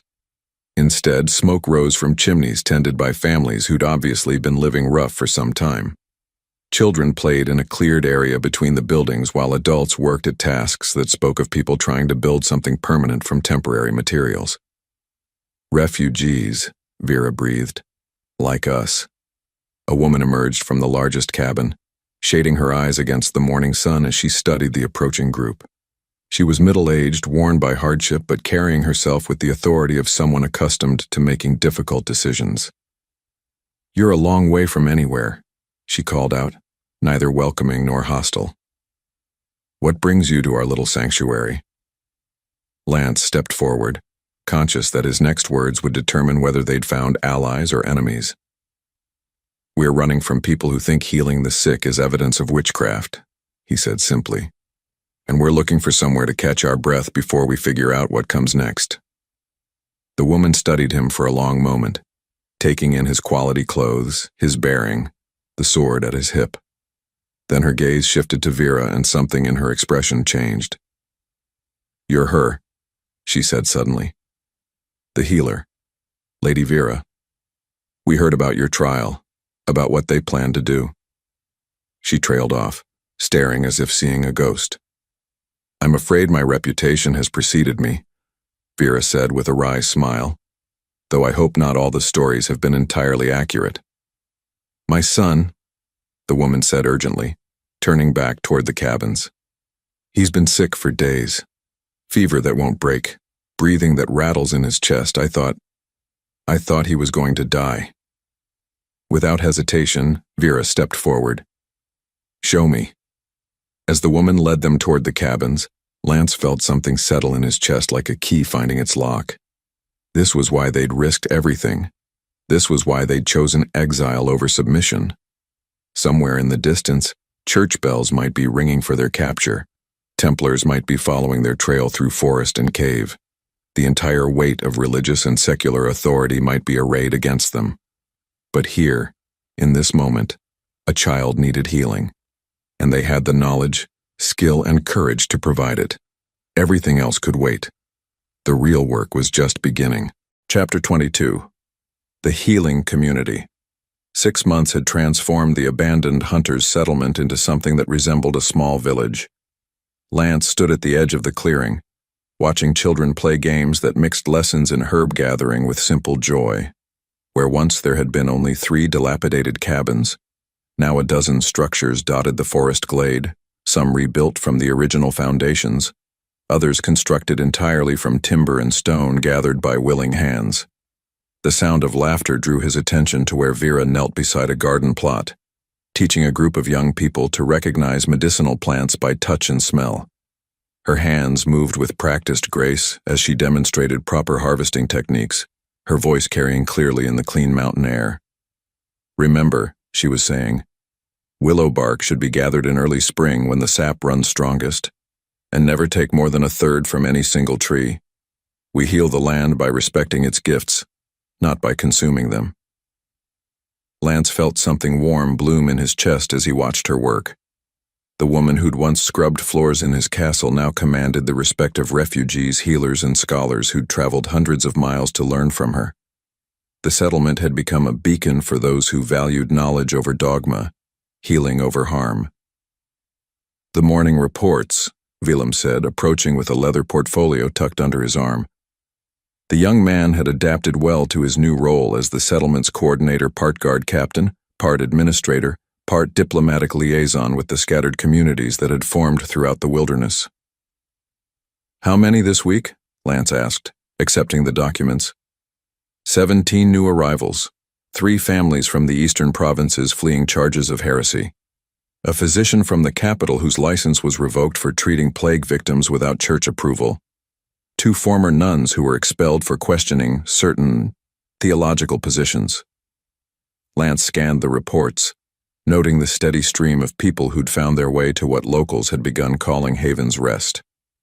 Word was spreading through underground networks, coded messages passed between merchants, whispered conversations in tavern corners, careful recommendations from one refugee to another. And pursuit? "Nothing in 2 months," Willem replied. "The last church patrol turned back at the river crossing. I think they've decided we're not worth the resources it would take to dig us out of these mountains." Lance nodded, though he remained cautious about declaring victory too soon. The High Inquisitor was not a man who forgot or forgave, and political situations had a way of changing when least expected. "There's something else," Willem continued, his voice dropping to a more confidential tone. "A messenger arrived this morning from the southern settlements. They're requesting Vera's expertise for an outbreak of fever that their own healers can't manage." The request was both honor and danger. Vera's reputation as a healer had spread far beyond their mountain refuge, bringing both opportunities to help and risks of exposure. Each time she traveled to other communities, Lance worried she might not return, that some authority would recognize her, that old enemies would track her movements back to their sanctuary. What did she say? She's already packing supplies, Willem said with a knowing smile. You know Vera. Tell her people are suffering, and she stops thinking about personal safety. Indeed, Lance did know Vera. In the months since their escape, he'd watched her transform from a woman hiding her true nature to someone who embraced her gifts without apology. She'd become the heart of their growing community, the reason people traveled dangerous roads to reach their mountain refuge. I'll go with her, Lance said, already mentally calculating routes and precautions. She'll argue. She'll lose. Lance folded the reports and handed them back to Willem. Besides, someone needs to ensure she actually eats meals instead of working until she collapses. As if summoned by their conversation, Vera approached from the garden area, wiping soil from her hands with a cloth that had seen better days. Her simple brown dress was practical rather than elegant, her hair braided back for working rather than arranged for court. Yet Lance thought she'd never looked more beautiful than she did, covered in honest dirt and surrounded by growing things. The messenger found you, she said, reading his expression with the ease of long familiarity. He did, and Willem tells me you're already planning to leave. Children are dying, Lance, how can I not go? Vera's voice carried the passionate conviction that had first drawn him to her, the absolute certainty that healing trumped all other considerations. You can't save everyone, Lance said gently, though he knew the argument was futile. I can try to save the ones I can reach. Vera stepped closer, placing her hand on his arm in a gesture that still sent warmth shooting through his chest. Come with me. Your diplomatic skills have proven useful in negotiations with other communities. Lance felt the familiar tug of divided loyalties. The settlement needed leadership, but Vera needed protection. The community they'd built deserved his attention, but the woman he loved deserved his support. 2 weeks, he said finally. We help with their outbreak, establish formal relations with their council, and return before the winter supply runs begin. Vera's smile was radiant. 2 weeks.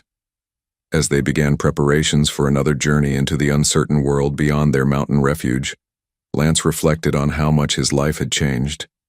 A year ago, he'd been Lord Blackthorne, a man who commanded others and measured success by the fear he inspired. Now he was simply Lance, partner to a healer, protector of a community, someone whose value was measured by service rather than dominance. The transformation should have felt like a loss. Instead, it felt like coming home. That evening, as the settlement gathered for their communal meal, Lance watched faces illuminated by firelight and felt something he'd never experienced during his years as a lord. Peace. Purpose. The knowledge that tomorrow would bring new challenges, but also new opportunities to help, to heal, to build something worth protecting. Around him, former nobles shared bread with former peasants. Exiled scholars debated healing techniques with village-wise women. Children who'd never known a world without fear played freely in the gathering darkness. This was what true lordship looked like, Lance realized.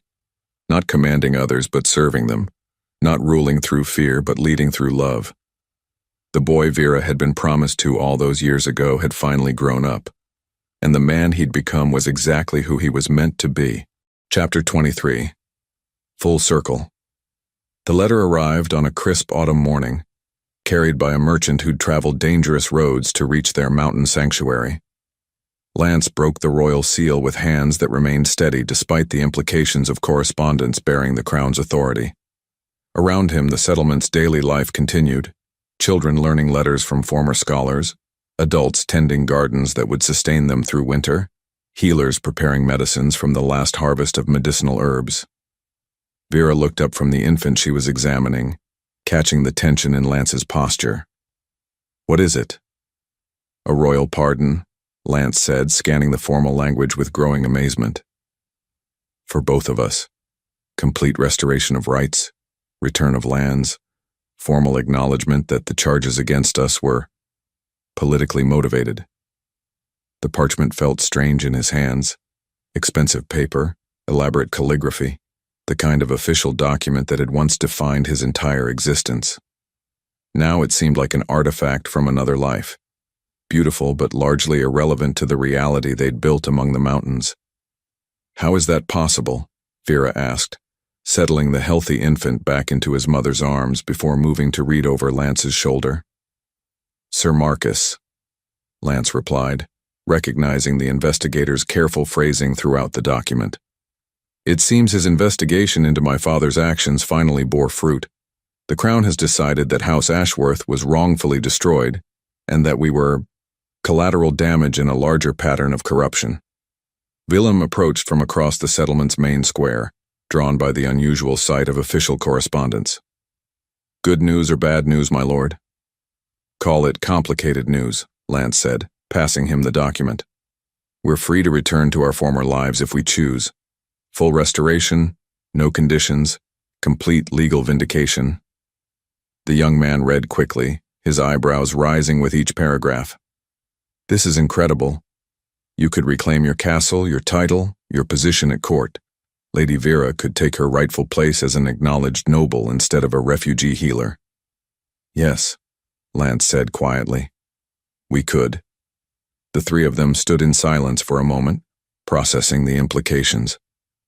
Around them, the settlement continued its daily rhythm with people who'd found safety and purpose in their mountain refuge, building lives free from the political machinations that had driven them into exile. "The question is," Vera said finally, "whether we want to." Lance followed her gaze across the community they'd helped create. Thomas Fletcher, the former poacher, was teaching carpentry to young people whose skills would help expand their housing before winter.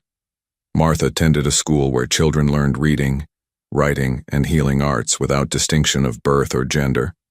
Former nobles worked alongside former peasants, their worth measured by contribution rather than bloodline. This was the world they'd dreamed of during their darkest hours in church dungeons, a place where healing was celebrated, where knowledge was shared freely, where leadership meant service rather than dominance. "I know what I want," Lance said, folding the royal pardon and tucking it into his belt. "But this affects more than just us. The people here followed us into exile. They deserve to know their options." That evening, they called the entire settlement together for a community meeting. The news of the royal pardon spread quickly, generating excitement, confusion, and no small amount of fear about what changes might be coming. "You're all free to choose your own paths," Lance announced as the crowd gathered around the central fire. "Those who want to return to former lives to reclaim property or position will have safe passage and our blessing. Those who prefer to stay and continue building something new are equally welcome." "And you?" asked Father Benedict, who'd arrived 2 months earlier after finally being allowed to leave church service. "Will you reclaim your lordship?" Lance looked around the circle of faces of people who'd risked everything to follow him, who'd worked alongside him to build something unprecedented. Former enemies who'd become family, strangers who'd become friends, individuals who'd discovered their best selves in the crucible of shared hardship.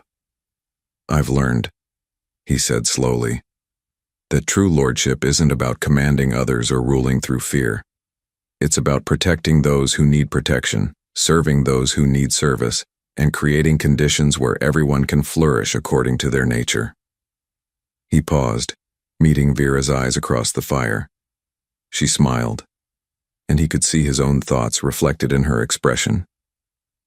"I've been offered the chance to return to Castle Blackthorne as Lord Lance Blackthorne," he continued. "Instead, I choose to remain here as simply Lance, partner to Vera, friend to this community, protector of the idea that healing should be celebrated rather than condemned." The applause began slowly, then built like a rising tide. Not the fearful acknowledgement subjects showed to powerful lords, but the genuine appreciation of friends recognizing a choice that honored shared values. "Besides," Vera added when the noise died down, "we still have work to do. Settlements to connect, knowledge to share, communities to build. The kingdom has plenty of lords. It has far fewer places where people can live according to conscience rather than convention." In the weeks that followed, Some members of their community did choose to return to former lives. They left with blessings, supplies, and open invitations to return whenever they wished. Their departures created space for new arrivals, more refugees from religious persecution, more healers seeking places to practice freely, more people who'd heard whispers of a sanctuary where knowledge mattered more than bloodline. As winter settled over the mountains, Lance found himself standing in the same spot where he'd first watched Vera teach herb gathering to eager students.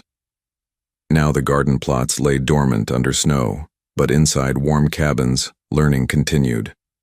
Children mastered reading by studying healing texts. Adults developed new techniques for preserving medicines through cold months. Scholars worked with village-wise women to document knowledge that had previously been passed down only through oral tradition. "Any regrets?" Vera asked, joining him in the crisp evening air. Lance considered the question as he watched smoke rise from a dozen chimneys, carrying with it the sense of cooking food and burning wood, and the indefinable warmth of people creating home together. "I regret nothing," he said finally. "For the first time in my life, I'm exactly where I belong. Even without a title, without lands or position or the fear that made people bow when you passed." Lance pulled her closer, feeling the solid warmth of the woman who'd taught him that true strength came from love rather than power. Especially without those things. They were chains disguised as gifts, prisons built from gold and privilege. Around them, their community settled into evening routines. Children called to their families. Adults finished daily tasks and gathered around fires to share stories, discuss plans, and simply enjoy the company of people who valued them for who they were, rather than what they owned. This was what redemption looked like, Lance realized. Not a single moment of dramatic transformation, but countless small choices to choose love over fear, service over dominance, hope over despair. The boy Vera had been promised to had finally grown into the man she'd always believed he could become. And together, they'd created something that would outlast any title, any castle, any legacy built on conquest, rather than compassion. As snow began to fall around them like benediction, Lance smiled. Some stories ended with kingdoms restored and titles reclaimed. This one ended with something far more valuable. Two people who'd learned to love without fear, leading a community that proved healing was stronger than harm. It was enough. It was more than enough. It was everything. 5 years later, the delegation from the capital created quite a stir as it wound its way up the mountain path toward Haven's Rest. Lance watched from the settlement's expanded walls, now encompassing 3 valleys and housing nearly 1,000 people, as carriages bearing royal seals navigated roads that had been widened to accommodate increasing trade and communication with the outside world. "Nervous?" Vera asked, joining him at the observation post with their 2-year-old daughter balanced on her hip. Little Elena had inherited her mother's green eyes and her father's stubborn chin, along with an early fascination with anything that grew or could be healed. "Curious," Lance corrected, though he kept his hand near his sword out of old habit. Sir Marcus wouldn't have come all this way without good reason. The delegation that emerged from the carriages was impressed by Sir Marcus himself, several court officials, a handful of scholars, and to Lance's surprise, representatives from the church hierarchy who wore expressions of cautious interest rather than hostile judgment. "Lord, excuse me, Lance Blackthorne," Sir Marcus said with a slight smile as he approached the settlement's main gate. "You've built something remarkable here." "We've built something necessary," Lance replied, stepping forward to clasp the investigator's hand. "To what do we owe the honor of your visit?"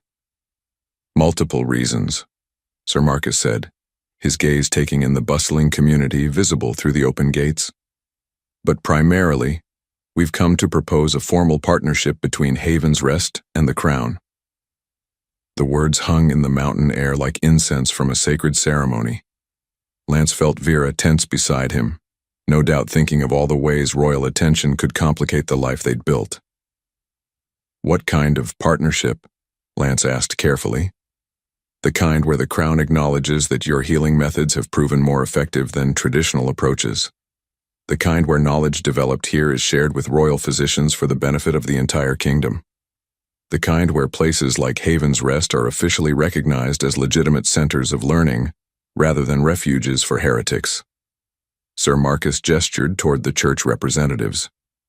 Bishop Catherine here has been authorized to establish formal theological approval for healing practices that emphasize compassion over dogma. It seems your example has inspired reconsideration of certain policies. Bishop Catherine stepped forward, a middle-aged woman whose weathered hand spoke of someone who'd done healing work herself. "We've come to learn," she said simply, "and to apologize for the pain caused by those who confused fear with faith." Over the following days, Lance watched with amazement as church officials worked alongside settlement healers, royal scholars collaborated with refugee teachers, and court physicians learned techniques that prioritized patient welfare over academic tradition. It was vindication of a sort, proof that the community they'd built in exile had value that even traditional authority couldn't ignore. But more than that, it was confirmation that love really could triumph over fear, that healing really was stronger than harm, that hope really could overcome the darkest despair. On the final evening of the delegation's visit, Lance found himself standing once again at the edge of the settlement, watching children play in gardens that now fed not just their own community, but several others throughout the mountain region.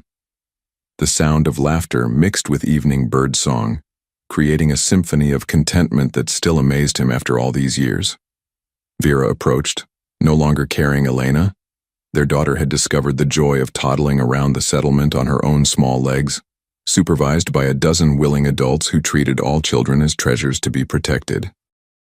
"Sir Marcus made an interesting offer," she said, settling beside him on the stone wall that now marked the settlement's formal boundary. "The Crown's new healing academy? He wants us to establish a sister institution here, official recognition, royal funding, formal authority to train healers for service throughout the kingdom." Vera's voice carried a mixture of excitement and wariness. "It would mean everything we've built becomes part of the larger system instead of existing apart from it." Lance considered the implications. Official recognition would bring resources, protection, the ability to help far more people than their current reach allowed.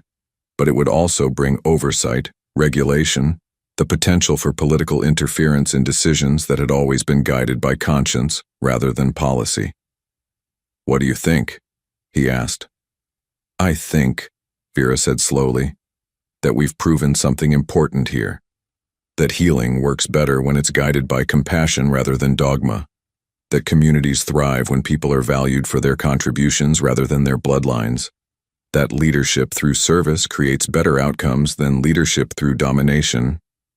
She paused, watching their daughter toddle toward them with the determined gait of someone who just discovered the power of independent movement. "If we can share those lessons with the wider world without compromising the principles that made them possible, then perhaps it's time to stop hiding our light under a bushel." Elena reached them and immediately began climbing Lance's leg with the confidence of a child who'd never known a world where she wasn't completely safe and loved. He lifted her easily, marveling as he always did at the trust in her small face. "What do you say, little one?" he asked seriously. "Should we help Papa and Mama teach the whole kingdom about healing?" Elena's response was to grab his nose and giggle, a perfectly reasonable answer, in Lance's opinion. As the sun set behind the mountain peaks, painting the sky in shades of gold and crimson, Lance reflected on the journey that had brought them to this moment. From a savage lord who ruled through fear, to a man who led through love. From a woman hiding her gifts, to someone whose healing had changed the face of medicine throughout the kingdom. From enemies bound by political necessity, to partners united by genuine affection and shared purpose. The boy Vera had been promised to so many years ago had grown into someone worthy of her faith. The girl who'd survived the destruction of her family had become a healer whose reputation reached across continents. Together they'd proven that redemption was possible, that love really could conquer hate, that hope really was stronger than despair. "Yes," Lance said finally, his decision crystallizing like morning frost. "We'll accept Sir Marcus's offer, but on our terms, healing guided by compassion, leadership through service, communities built on mutual respect rather than inherited privilege." Vera's smile was radiant. Our terms? Our terms, Lance confirmed. After all, we've learned a few things about what works and what doesn't. Around them, their community settled into evening routines that had become as natural as breathing. Former enemies sharing meals, former strangers becoming family, former outcasts discovering that sometimes the best way to find yourself was to help others do the same. This was what true nobility looked like, Lance realized. Not the accident of birth that had made him Lord Blackthorne, but the choice to use whatever gifts and opportunities you possessed in service of something larger than yourself. The savage who had once grabbed a servant's throat in a moment of blind rage had become a man who protected the vulnerable, cherished the healing arts, and believed in the transformative power of love. And in that transformation, he'd found not just redemption, but the deepest satisfaction any soul could know, the peace that came from becoming exactly who you were meant to be. As darkness fell over the mountains, Lance held his daughter close, felt his wife's hand slip into his, and smiled at the knowledge that tomorrow would bring new challenges, new opportunities to help, new chances to prove that the boy Vera had been promised to had finally, completely, grown up. The story that began with violence in a medieval court had ended with healing in a mountain sanctuary. The man who'd thought strength came from inspiring fear had learned that true power lay in inspiring hope. And in that learning, he'd discovered the greatest truth of all, that love really was strong enough to transform even the most broken heart, heal even the deepest wounds, and create from the ashes of what was something beautiful enough to last forever. Sometimes the greatest transformations begin with the smallest acts of mercy. Sometimes the most powerful leaders are those who choose to serve. And sometimes, the love we almost destroy becomes the love that saves us all.